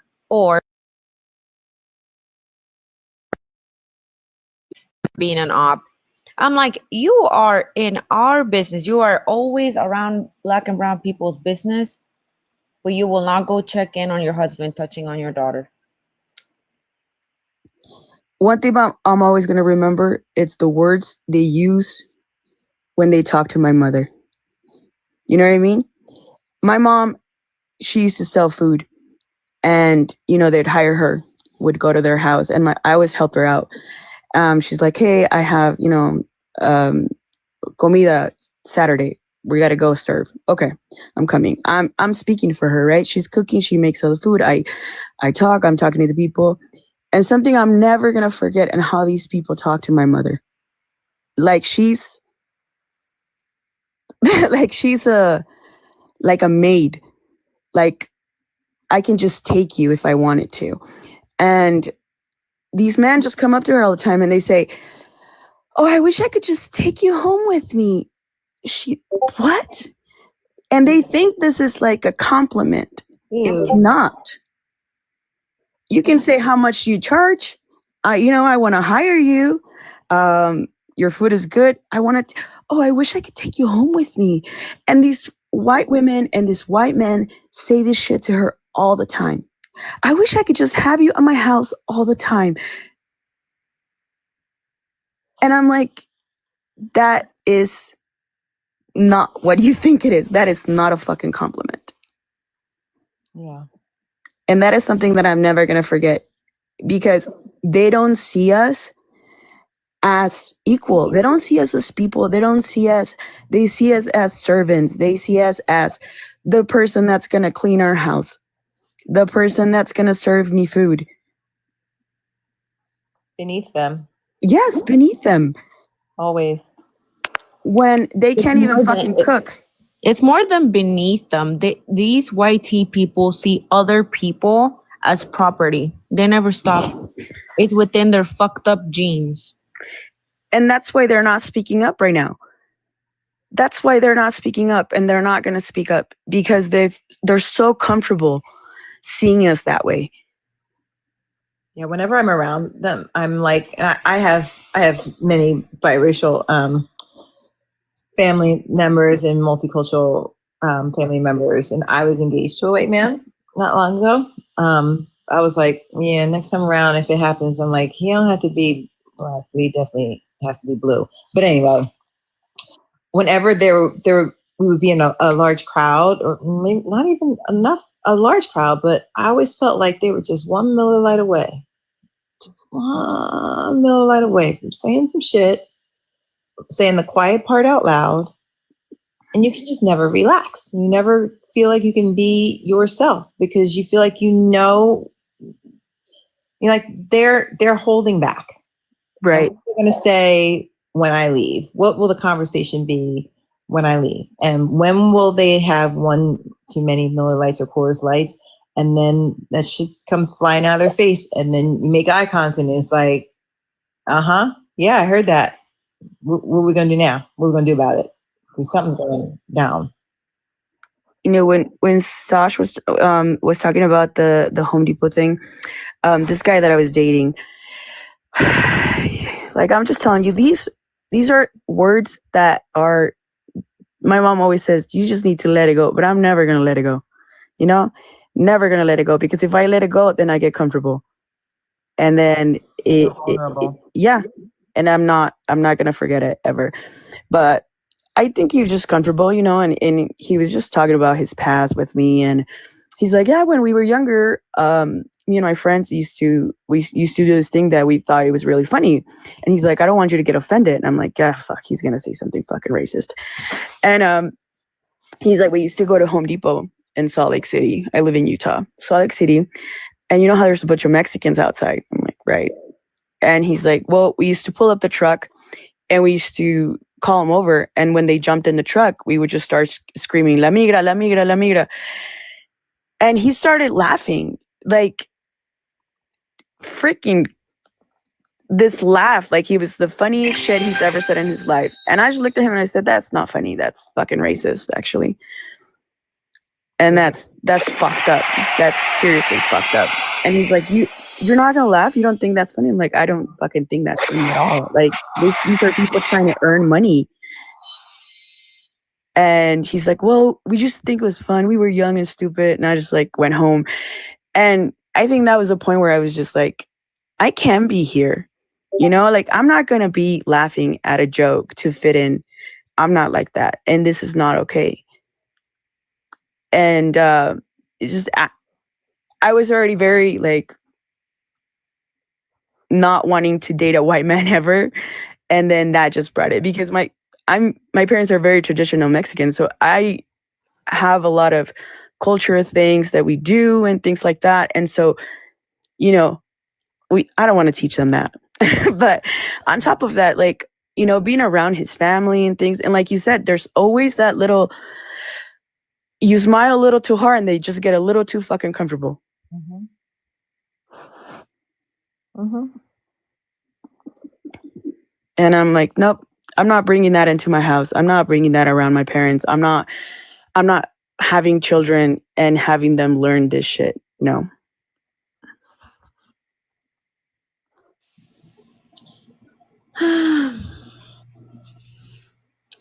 Kevin, did you want to say something? I don't want him to fall asleep. Oh no, I'm just listening. Well, they basically, and I'm also eating cheese. Well, they also want us to assimilate. And when they say assimilate, they want us to not have any empathy or sympathy for others, and a number of other things. So I would say continue on any path that you are helping others progress in life, and not trying to enrich yourself while stepping on others. And this is what's happening right now. Yeah. But they will step on everybody. They will do that. And we're just probably too empathetic. We're probably not willing or not able to do that. We're not able to punch down on other people. We're not able to step on others to get above, to get ahead. But they don't care. They don't give a shit. That's part of why they keep their foots on our necks, because they're terrified that what we want is revenge and not equality, because that's what they would do. They are projecting that we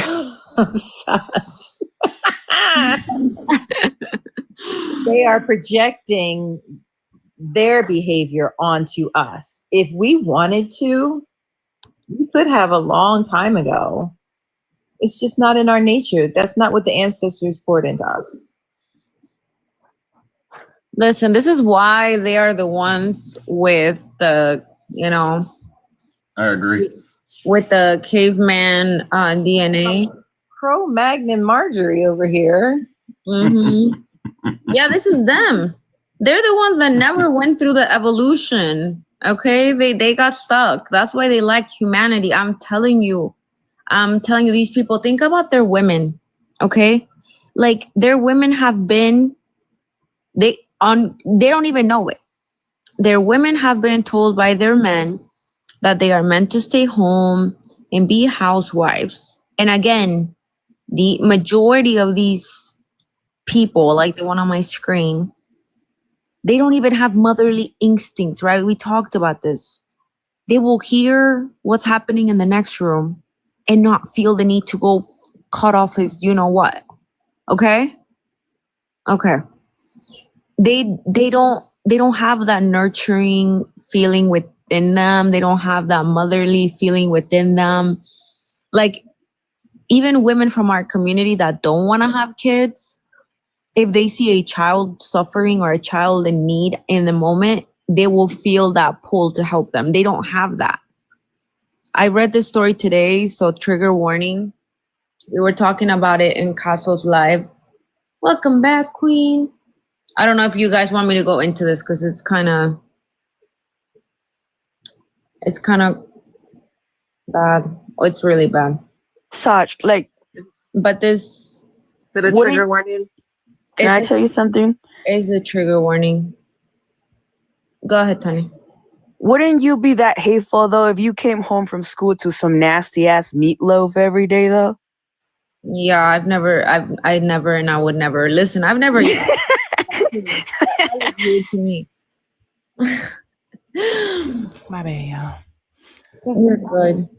Hey, I have to be to work early. So thank you so much for your hospitality and having me up on the Of panel. course, thank you for All being the here. gifts, everyone. Thank you so much. Great to meet everyone who I'm just meeting for the first time tonight. I hope to see you soon. All right, have a good Nice to night. meet you, Stacy. Bye. Oh, child, things are gonna get easier. But like, imagine Thanksgiving with a turkey with no seasonings on. I can't imagine it because I've had it. God, I've been invited. Oh my God. To some hard ass rolls. To some nasty ass stuffing. Oh my God. You just reminded me. You know what? I'm going to skip this really horrible story that I was going to tell you to tell you another horrible story that does not really need a trigger warning. Okay. I do weddings, right? I'm a wedding photographer and videographer. And damn good, y'all. Oh, did you check it out? I'm gonna tell you, I'm like, damn. I'm torn between like that and because you're so good and passionate and great at, just conversation and debate and like, but also too like being on the panel. You know what I mean? Because you can't do both. Right? You mean I guess that's more so your choice then. Listen, girl, I can multitask. I got 4 kids. What are you talking about? I can multitask. But I went to a wedding and I was freaking starving. Usually we go through like 6 hours. Like it'll go from like 8 a.m. until like the dinner's usually around like 5, 6. Like it's a long ass day before we get to sit down with either in the same room or sometimes they put the, staff in another group. I was so freaking hungry. I got the plate, bro. I've seen toilet paper more cooked. Wait.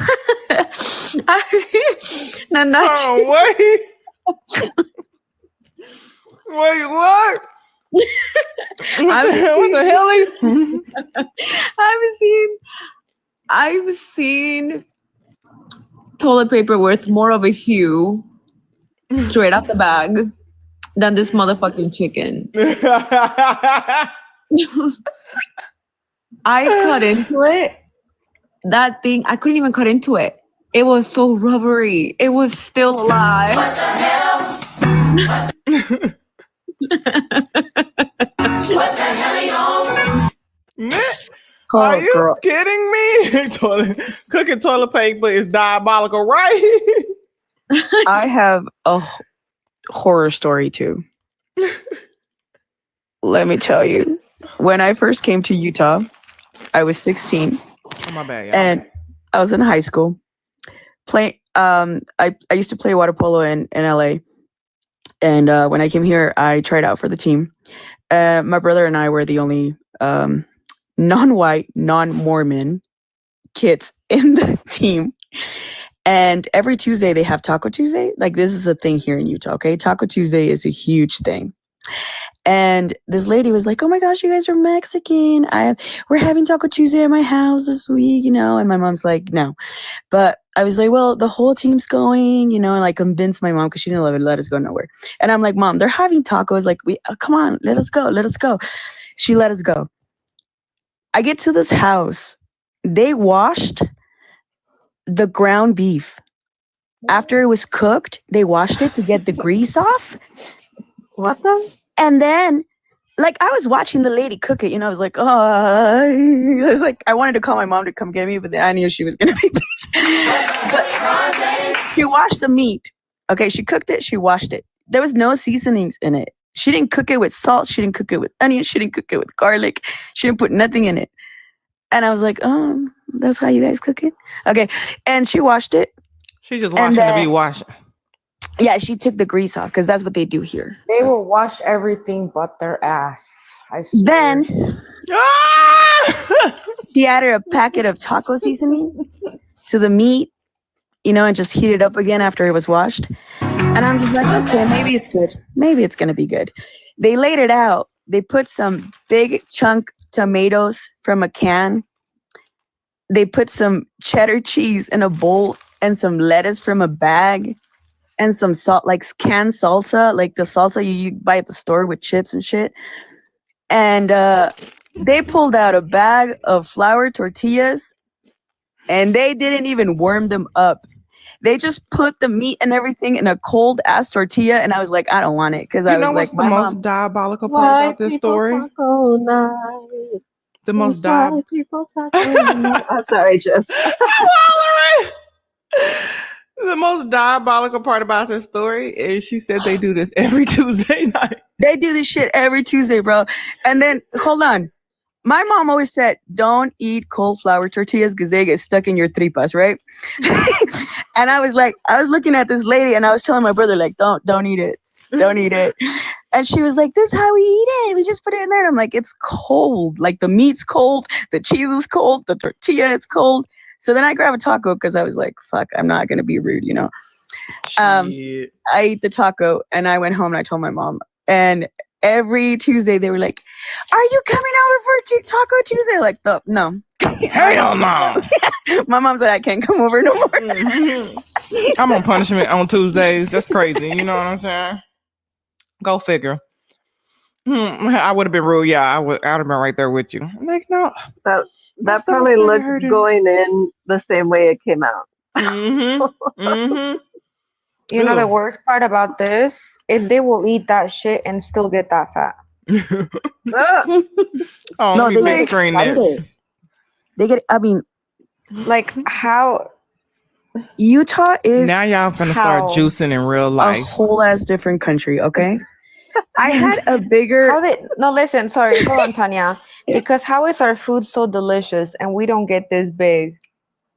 But they are out there washing ground beef and because they're doing it wrong. Because our food is real food. That's why they doing it wrong. Shut the fuck up. I should be juicing right now, Sash, because I was running. Okay, there's a little store, at the bottom floor of our apartments, right? And I was running down there, like, I've been sitting down for a long time. I need to kind of run to get my thing up. I'm running for snacks. But I was riding down there. I was thinking to myself, like, damn, with this administration and shutting down all these hospitals and stuff, you really need to be taking care of your health more than ever now. You need to be more agile, be on your P's and Q's. I said, I am. Just look at me. I'm running to the snack store. Anyways, I come back and you say you juice, and I was like, that's what the fuck I should be doing. So, Sasha, if you got any good juicing recipes, send them to me. I'm going to go to the grocery store tomorrow after. I'm not even going to finish these chips. I'm just going to move on to my other bag of chips. And that's going to be I have a lot. I have a lot, but I'm sitting here watching you eat those chips, and I'm like, oh, I'm hungry. I'm your conscience speaking. Yeah, I only say that you are not my conscience speaking, Dave. It depends on what they say, though. Listen, Jess, we don't know what's the future of this country. We're gonna try our damn best to save it. But in the off case that this shit all hits the fan, I'm not going down with just juice in my stomach. True. Brad, thank you for the raid. Drop some coconuts for the Brad raid. I appreciate you, love. Thank you so much. True. I gotta get some more vegetables in there. I gotta do something though. Because it also too, just sitting here for hours and hours and hours at a time is not a good thing. You have to be more adamant. And I don't have any kids running me around on my niece. So I'm like, I have to either eat. I know I have to eat better. I mean, I'm an athlete. I know what it is. It's 80% diet, 20% workout, because I've been working the fuck out. I was like, my instructor gonna be like, bitch, you the only one to come in here 3 times a week and still gaining weight. What the fuck are you eating at the house? You know what I'm saying? But I also think too, especially Black women have a lot of cortisone? I think it is. Cortisol. Yep, stress. Cortisol, yes. Stress, this administration. Cortisone is for when you're itchy, no? yeah, you're right. The lie. What up, Brett? How you doing? Welcome, man. What's up? What's up? I'm tired. I'm going to bed. I just came to raid and Thank show love. you. Can y'all draw some coconuts for Brett? You in a Let's new go. spot? Yeah, we are. But like, I spent all today unpacking different stuff. So Yeah. it's, you know how it is. Yes. I'm exhausted. I've been on for like 4 hours and I'm like, I'm dead. Yes. So Well, get you some rest. Thank you so much for the raid. I appreciate you sending them your people over here. Thank y'all. Welcome in, Brett Ray. Have a seat. Have a seat. Have a seat. Oh, it will be like a Brett/Nemo raid because Nemo raided me and as I was raiding you. So we're all coming. Welcome in, Nemo's people. Have a seat. Have a seat. We have plenty of room. Plenty of room. Scoot over, you guys. Scoot over. Make room. Thank you so much. We appreciate it. Get you some rest, Brett. You deserve it. Alrighty, I'll talk to y'all later. All right. She said, Brett, read my Venmo note. Make sure you read that damn note. Oh, okay. So anyway, on my day. Good night. Good night. Good night to all the people who had to go to bed. I'm like $5 for Substack. What is that about? Oh Jesus! You worried about the ice raids? What are you worried about? The raid saved me from being Dayton's accomplice, which I was about to do. I'm not even gonna scroll up. Anyways, what was we talking about? Oh y'all, do you have the right to? Are they letting you come back up? Listen, Jess, what happened last time that we didn't mind our own business and we were trying to figure out what's going on in the chat? Mm-hmm. Do you remember that day? Oh, I said I'm gonna mind my business. I'm gonna mind my own business. I'm not gonna go down there. The Pharaoh? Hey, what's up? Can you hear me? Yeah, I can hear you. How are you?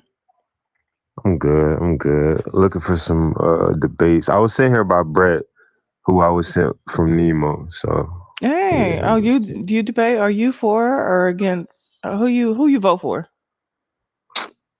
Look at me. Come on now. What I you know that's what mean? I was thinking. Let me tell you, when I first started debating, that's what I assumed all of my people was voting for Kamala Harris, and I was humbled really quickly. And that's No, we got a why I lot don't of like to assume. So I gotta ask. No, yeah, I definitely voted for Shawty. But dang, I don't disagree with Hold nothing. on, I'm just Kamala going Harris. comments. Yeah. You said shout it. It ain't she ain't Oh, no I'm sorry. I shout it. apologize. I'm so sorry. That's so disrespectful. Kamala Harris. Yeah, I'm like shout it. This ain't one of your this ain't one of your little friends. My fault. But I apologize. I'm gonna go back to the comments though. I just want to see some debates. So Okay, no problem. We they all sleep, and the more Trump talk, the less they are able to. So we probably about to get over here in not too much longer. But I appreciate you for coming over. yeah, no problem. Jay was finna say, hold on, who is your little friend? Hey Jamal. Look at you. I can see y'all. What you eat? Hold on. What you eating? Oh, okay, because I was eating some Doritos. Because they look, triangular like the Doritos I was eating. Look at you. You looking good. It's the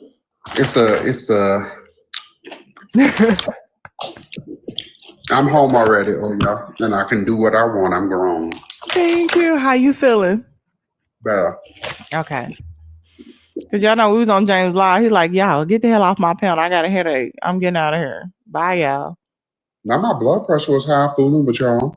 That's why I said not the panel run your blood pressure up. What was it? You don't have to say.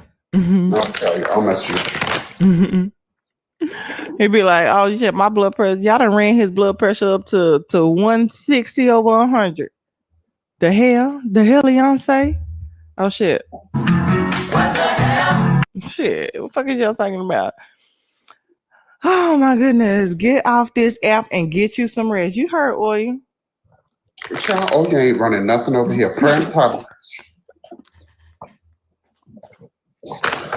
Parlez-vous français? Un petit peu. I used to date this guy from Miami. He was trying to teach me Creole. It's really hard to learn. I need to look away from you guys. Yeah, don't be teasing my side. She hungry. Better get you some juice. And when you drink it, be like, damn, that tastes like steak.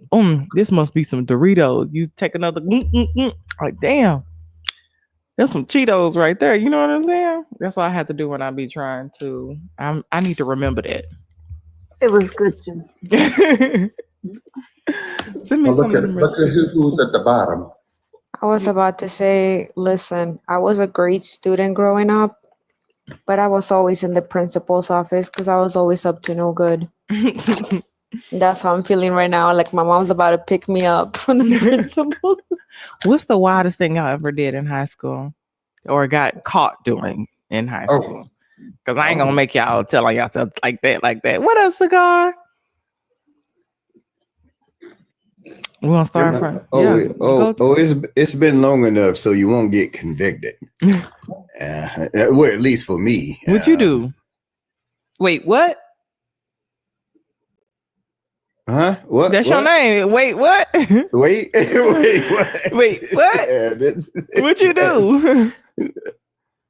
Nah, it was we broke into the principal's office and sold some stuff he had in his office.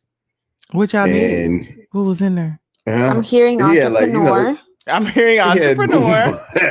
I'm hearing ambitious. No. Go getter. Risk taker. Hey, this was in '85, so I'm good. So I'm not worried about it. Oh yeah, we've been. Are you an entrepreneur now? Oh, retired military, 25 in, retired in 2015. So risk taker, we was right about that. I appreciate it. Oh yeah, I'm chilling.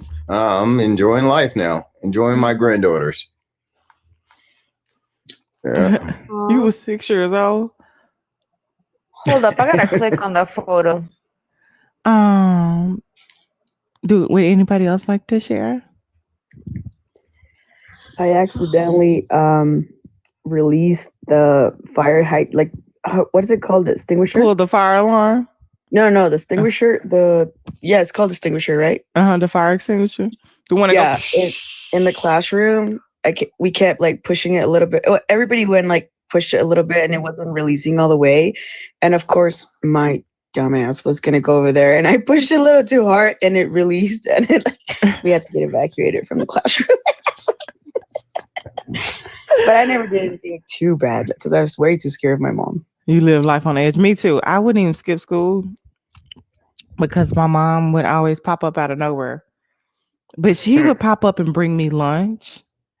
She would pop up, and say, I do really nice things, which I loved. And I would hate to disappoint her to not be there when she's doing something to make me feel special. And I couldn't live with myself. So I never skipped school. Listen, I was a goody tissues or whatever you say in high school. I didn't do anything. You just said you was at the principal's office all the time. I said when I was in elementary school. Oh, okay. I'll tell you what I did though. I didn't go to preschool or kinder or anything like that. I went straight to first grade, so I didn't get to experience like the nap times and the snack times and all that stuff. So in second grade, I saw that the little kids in preschool were going to be planting like little flowers in the yard. Like they had a little section for it. So I told the teacher I needed to go to the bathroom, and I dug holes all throughout the lawn of the entirety of the playground. And I planted the flowers wherever the hell I wanted. And it looked like they were like those little, what are those little dog thingies called? What are those things? Those little animals that dig holes on the ground. Oh, you talking about them dog the Are they dog called groundhogs? groundhogs. Yes. Oh, the little moles. Yeah. Then one time we went to the zoo as like a school trip, and I was talking too much. Go figure. So I didn't hear when the bus driver told everybody to like close their window. And so we were going through like the area of the zoo that had the little monkeys, and one went in through my window, jumped on my lap, and ran down the bus. And everybody knew it was me. But that's about it. In high school, nothing happened. Yeah, talking I too was much boring. was always my damn thing. That's the only thing I get in trouble for. In high school, I worked at a particular grocery store. Win Dixie. No comment. There may or may not have been a key that I had access to. And I may or may not have had access to certain items that people wanted that they couldn't buy on their own because they weren't 21. And I may or may not have,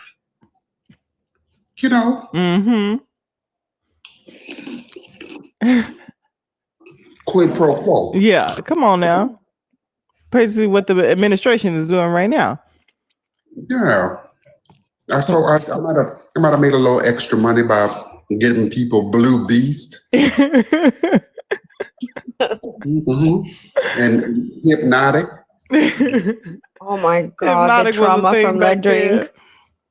Dude, that thing tasted like you were drinking your mama's perfume. That was disgusting.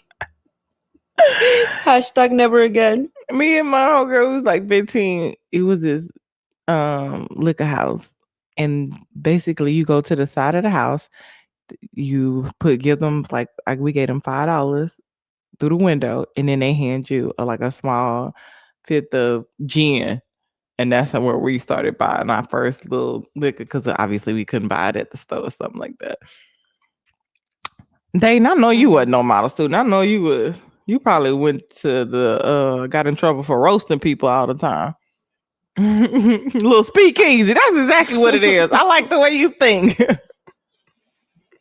Wood in the hood, definitely. On the Hall of Nights. Baby needs some shoes.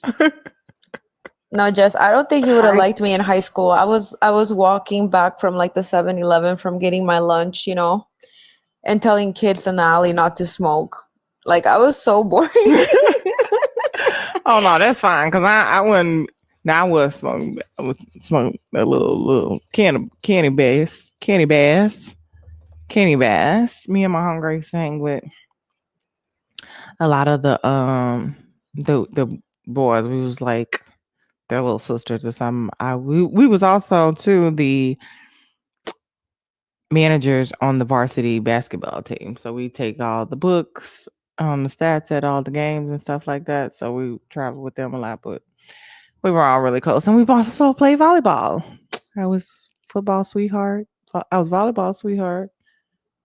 No, football sweetheart. I was Miss I almost gave away my school. Don't say it, girl. Yeah, I was basically Miss HS. Miss something. Whatever that school is, Miss High School or whatever. Good night. Wait, what? I appreciate you for coming up. I just remember, you're making me remember a lot of things I forgot. I was president of my class, but I never even applied.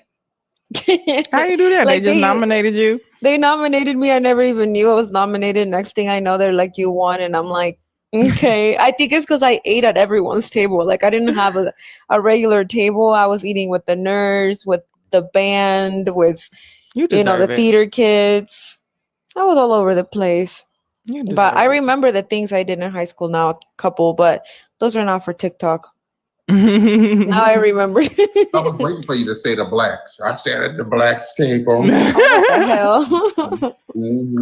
I was going by school things. Undergrad was way worse. I did some stuff in undergrad. Lord have mercy. If I would have got caught, it would have been over for me. Oh, Jess, I forgot. Oh, you were there. James tried to do me dirty. Who else did? No, it wasn't James. It was two people in James's panel saying that I elongated one of my words. And I Which thought one? about it all night, and I was so upset that they said that. What'd you say? Because I said negative. I was like, what's up with your Oh, negative I attitude? thought you said nigga. Like, what? I didn't even, that never even crossed my freaking mind. That's not even in, what is that? Oh my God. That outfit is so freaking cute, though. I want that outfit. Not you said nigga. Them nigga then did what? Them niggas then went up there again? No, I'm just kidding. I'm still waiting for the indictments to come down because the statute of limitations are still in. For what? For the what? When was this? Because not Jamal went live the other night in the wee hours while I'm knocked out. Oh, I had to call somebody. I missed everything. I would say what happened, but not right now. Well, Naquan. When Naquan has a name. No, Naquan got a headache. His ass better be a babe. She put him to sleep. Mm-hmm. That's why they call it NyQuil. She tucked him in. That's what she was. Mm. That's what being grown. Undergrad in grad school. I'm saying, oh, okay. Oh, okay. You waiting for that to go up before you can tell your story. I did my most shenanigans in the Army. I wonder what gave you the courage to do it in the Army. Yeah, nah, fuck that. Mm-mm. The way that paperwork hit, hell. I'll tell y'all this much. All I'll say about my story is a dean's conference table. That's my. Oh, oh Lord! we gotta get on a Discord call so I can. Yeah, I know. We gotta do the voice chat. Sajida or Stash. Go ahead. Stash. Oh no, this time. My bad. I don't know if your guys' moms did this, but my mom is old school Mexican. Okay, like she don't mess around. But when we came to the U.S., she would go to all my parent-teacher conference, and she would tell my teachers, like, if she doesn't act good, you can hit her. Oh, if she doesn't behave, you can yell at her because sometimes she doesn't shut up. I remember a teacher, I think it was like middle school. He was like, we're not allowed to hit children. And my mom was like, your mama no, old I give you school. permission. My mom was like, no, I give you permission. I know my kids. You gonna need to trust me. You gonna have to hit this one. I would have preferred for them to hit me. Then in your the mom. car. Oh. Okay. Come to school and say. So how come I'm? Because the school would have had restraint and not your mother. So how come I'm that mom? You that mama? I'm that mom. I don't tell them to hit my kid, but I'm like if my daughter's acting up, you have my permission to get on her. You can get on her. I'm not that mom that's like, what did my daughter do because she's a princess? No. You like, I know she be in here acting up. You don't want to call your mama because your mama ain't gonna go all the way back. One of my teachers. Not just freezing up the door. My mom would say, I'm gonna bring you back a new child tomorrow. You made them people call me at my job. Wait till we get to this house. Mine would make me skip school the next day, so that's all I'm gonna say. So when my kids' teachers say anything, I'm like, I don't believe you. My child is perfect. Tell me about the rest of the kids in your class. How are they doing? You're not gonna tell me my child's bad. Tell me about the rest first, okay? Show me their grades first. My baby. How did they influence my baby? You know why I'm scared of James? Huh? You know why I'm scared of James when he's like, don't overtalk me. I think I was in middle school. One of my teachers told my dad I was talking too much in class. And he took a whole week off of work and sat with me in every class to make sure I didn't talk again. I never. And he was like, if I have to quit my job, I will quit my job. And James remind you of that, daddy. Every time James is like, don't over talk me. I'm like, oh my God, he's gonna call my dad. I ain't saying nothing. You know why I'm that mom? Because I was that kid. So So you I know. don't wanna. I don't. So I know. I think I probably know But all Sash, the you turned out Monday. wonderfully. You turned out wonderfully. Here's the thing, right? Oh my God, I love that filter. I love the pickle filter. Listen, I love who I turned out to be. So if my kid is the way that I was then, I'm gonna let him be. You like, oh, this is the path to become Saj. I'm like, oh, he talks too much in class. Okay, I love that for him. He right on track then. All the Send the lion. No, but see, this is the thing though, is that you're over here saying that you didn't do all these things. You weren't getting into trouble. You weren't doing anything. I was, and I don't want my daughter to be doing the things that I was doing. Hold up. But was your mom survived. strict? Very. But see, you gotta do the opposite then. You gotta give See, him a but little leeway for the sure. the thing that my mom didn't do was that she didn't communicate with me at all. Yeah. And that's what I want to do different. Exactly. She had no idea. She had no idea who I was hanging around with. She had no idea For real though. She had no idea who I was hanging around with. She had no idea who my friends were. She had no idea who the families that I was around with. Like she had no clue, right? So I want that to be the opposite, right? So I'm not going to be that kind of strict parent that she was, because I was always rebelling against everything that she was doing, right? Like you all were saying the things that you were getting into when you were younger, and I'm like, am I the only one that was suspended and sent to an alternative school? Was I the only one that No, I got suspended regularly. Same. Okay. I didn't cool. get suspended. I don't know. What my mom did, she was kind of free. She was very much like free with us, like gave us a little leeway to have some freedom to kind of fall. And I think that definitely did help a lot, because when you do, I didn't feel like I needed to sneak and do anything. I wasn't anxious to do anything because I could literally just ask, "What's this?" Listen. Gotcha, bitch. Okay, man. My grandmother was worse than my mama. My grandmother would say, "Go in that back room. Your ass belonged to me and everything else belonged to God." You already knew what time it was. Hell, I wish I would have got talked to. There wasn't no talking unless it was sign language with a belt. Oh my God, I love that's how that it phrase was though. with me Your ass too, belongs. right?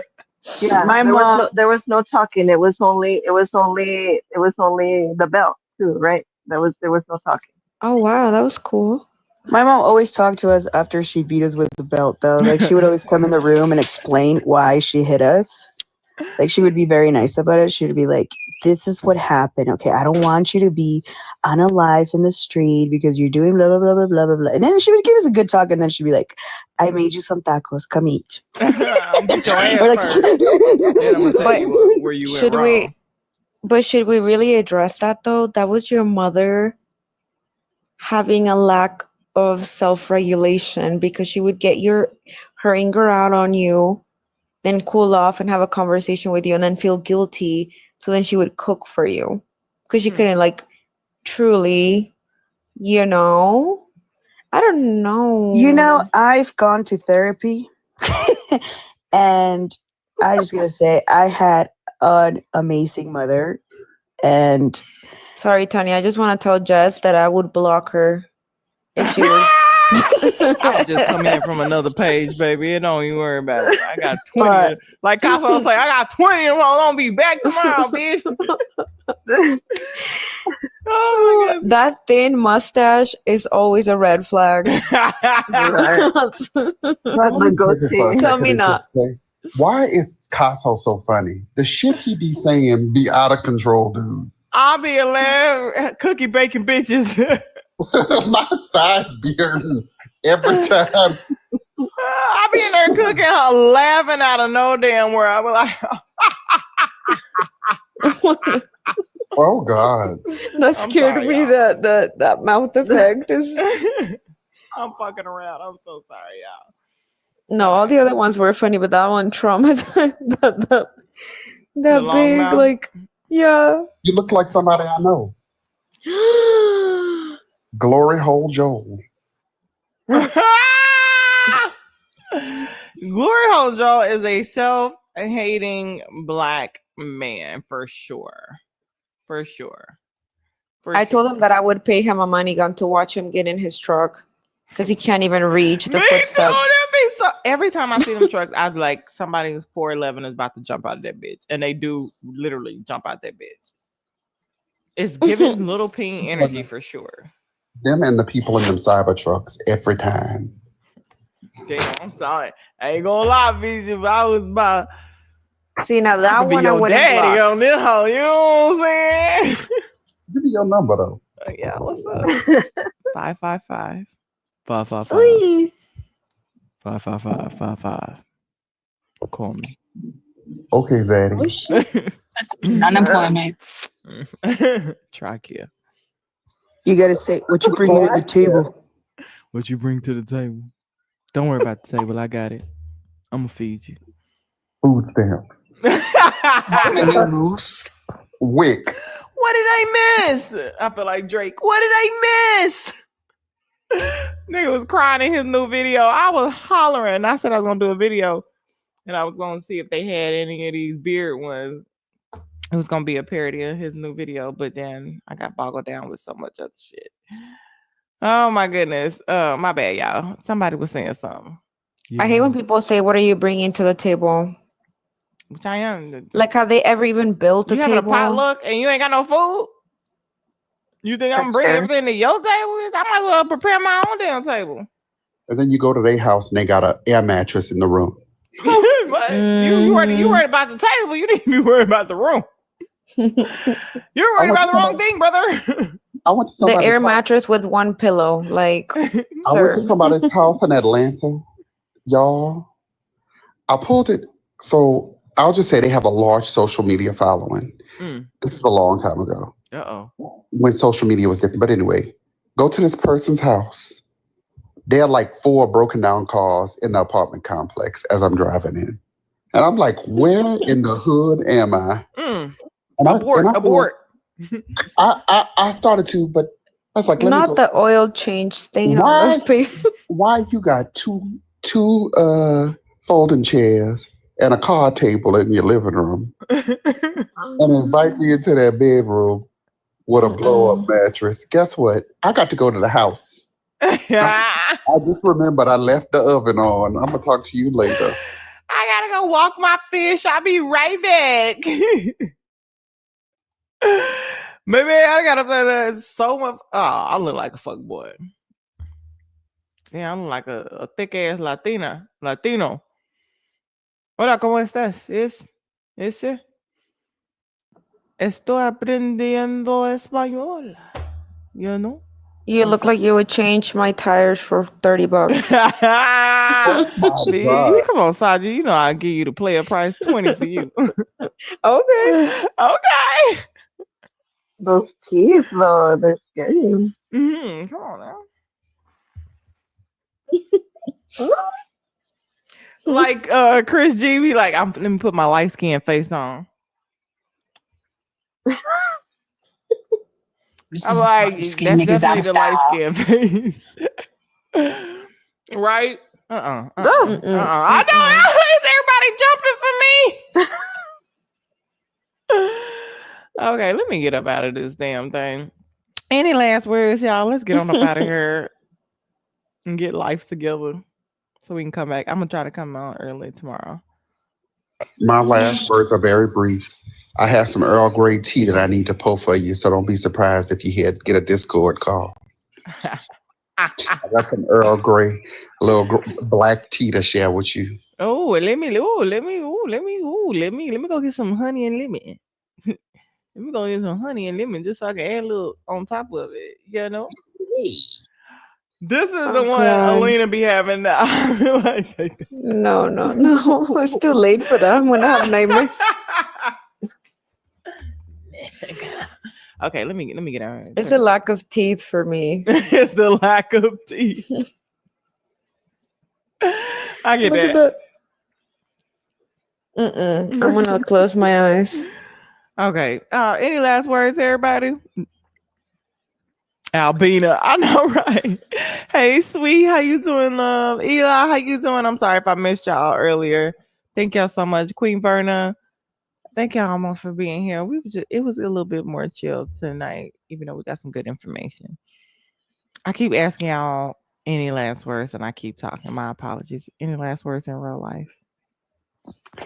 Never trust anybody that eats meatloaf on Wednesdays and cold tacos on Tuesdays. Say less. I got you. In defense of my mother, if I came home from 2 jobs, 2 frozen chicken, I'd lose my shit too. Good night, y'all. Good night. Shout out to your mom. Who's next? You guys, the Texas special session started today. If anybody's in Texas, even if you're not in Texas, this pertains to the whole country because they're trying to pick up seats here. So what we it's need to very do? Call. Yes. Call. Just pay attention to what's happening here because they're. I think that any other Democratic states, like California, for example, Gavin Newsom is saying that he wants to try and redistrict his state as well. I think that that's what needs to be done. I think we need to stop playing nice. I think we need to start playing their game. I agree. If you haven't seen the new map, if anybody's not familiar with what redistricting is, with what gerrymandering is, I know you've heard the words, but if you're not sure what it means, I encourage you to follow the page called Mothers Against Greg Abbott. Mothers Against Greg Abbott. Yes, they provide very good breakdowns of what's going on here in Texas. Okay. I'm in Texas too. I'll message you like what area I'm in. Okay. Okay. But yeah. Good night, beautiful. Thank you so much for that information too. Good night. Texas, I appreciate Texas, your space always, Mama. Of course. Tell me what I need to do, y'all. I'm not gonna lie. Oh, if anybody's around the Houston area, they're going to be having open forum on Thursday. So anybody that wants to go and make your voices heard, that's the time to do it on Thursday. Y'all heard that? Thursday. Thank you so much, beautiful. Thank you, Mama. Good night. Buenas noches. Buenas noches. Look at me. I know. Good night and good morning. Well, yeah. Any last words, baby, beautiful? Only way to fight. You see, you finna fight? No. Oh. Yeah, fight dictatorship is to get out there and start your activism. It literally only takes 3.5% of the population to shift history. Actively resist, vote from the bottom of your ticket all the way up, research stuff, and fact check yourself. Like, so easy. Anyway, see y'all in USRR tomorrow. You heard it here first. BlueVotersGuide.org too, you guys. Just put in your address. It'll tell you who all's running. Thank you, my love. Bye. Saji, what you want to tell to the beautiful people tonight? Listen, whenever I am happy, my brain goes blank. So it's a good thing. I appreciate everybody here. I love being here, getting to share the good and the bad things together. And, today was a very good live. I appreciate you. And if I'm ever not in the live, like what happened with Jamal today, anybody, please try to Discord me, because sometimes I just get hyper focused on a live that I just space the hell out. I got you. And you got 4 kids too. So Yes, and I did have to take, this is like just random, but I took my daughter today to get her like preschool check form thingy so she can go to school. That means Are you I'll be ready? down. I'll be down to one baby and the home left. So it was an eventful day, and I had to do it all like Was it almost CL emotional? today. She was so good. She was so good. She got 2 shots before she was, got her little paper signed off by the doctor, and she Mhm. didn't cry. She got a sticker and a lollipop. And yeah, so I think that's why I'm a little bit tired, but I was gonna say something, but I don't know anymore. No problem. Good night, my love. Good night. Oh, promote We Are What's Left before you close. Yes, we are. Oh, matter of fact, let me bring We Are What's Left into the conversation really quick so you guys can give We Are What's Left a follow if you are not doing so already. And I want a lollipop. While you bring that up, I just Yes, want go to say ahead. that I want a lollipop. Never mind.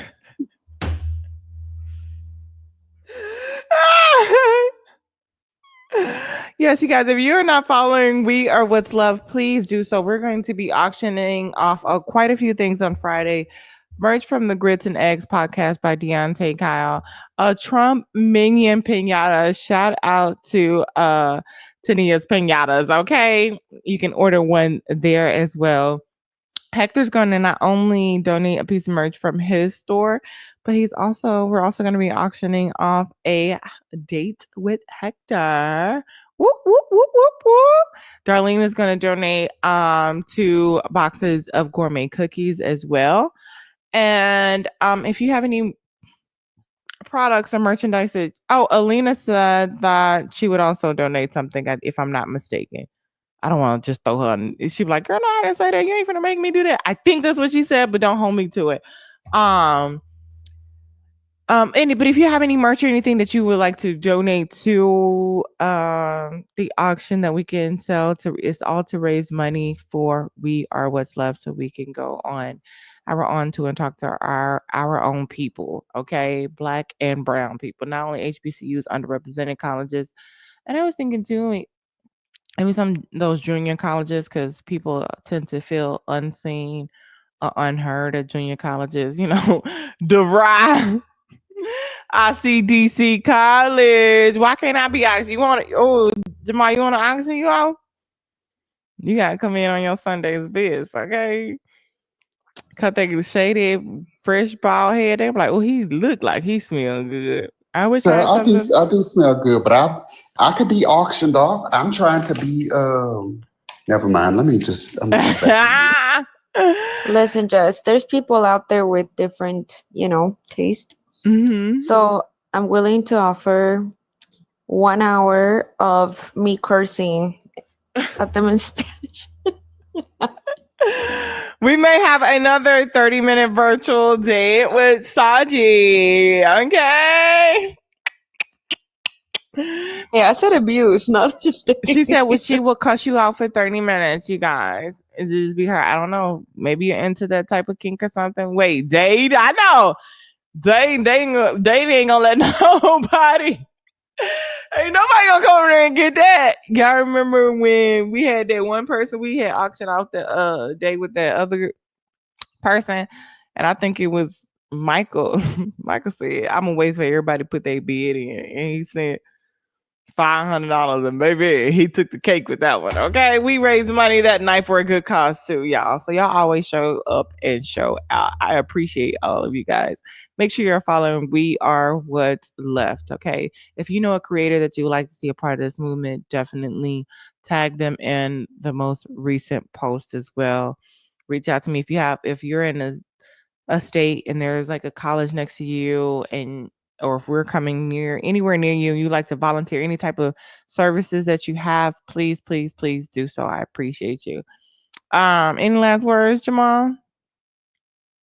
And shout out to Saji said, make sure you promote the thing, okay? I love a real good girl's girl. And Marks and Queso, you always have something to give. y'all presence is a presence. I love you. But go ahead, Jamal. I am going to be auctioning myself for never mind. You but I just want between you and Oya, I'm fucking hollering. I don't have, I'm old, I'm grouchy and cantankerous, but I tell good stories. He ain't sleep. You tell good stories. Dayton, he ain't sleep. That's about all I got to give. You went to go check. About yesteryear. Well, I love you. I love you too. I'll see you in a minute. Mhm. All right. Good night, everybody. Thank y'all so much for being here and hanging out with us. It's always a pleasure, and I will see you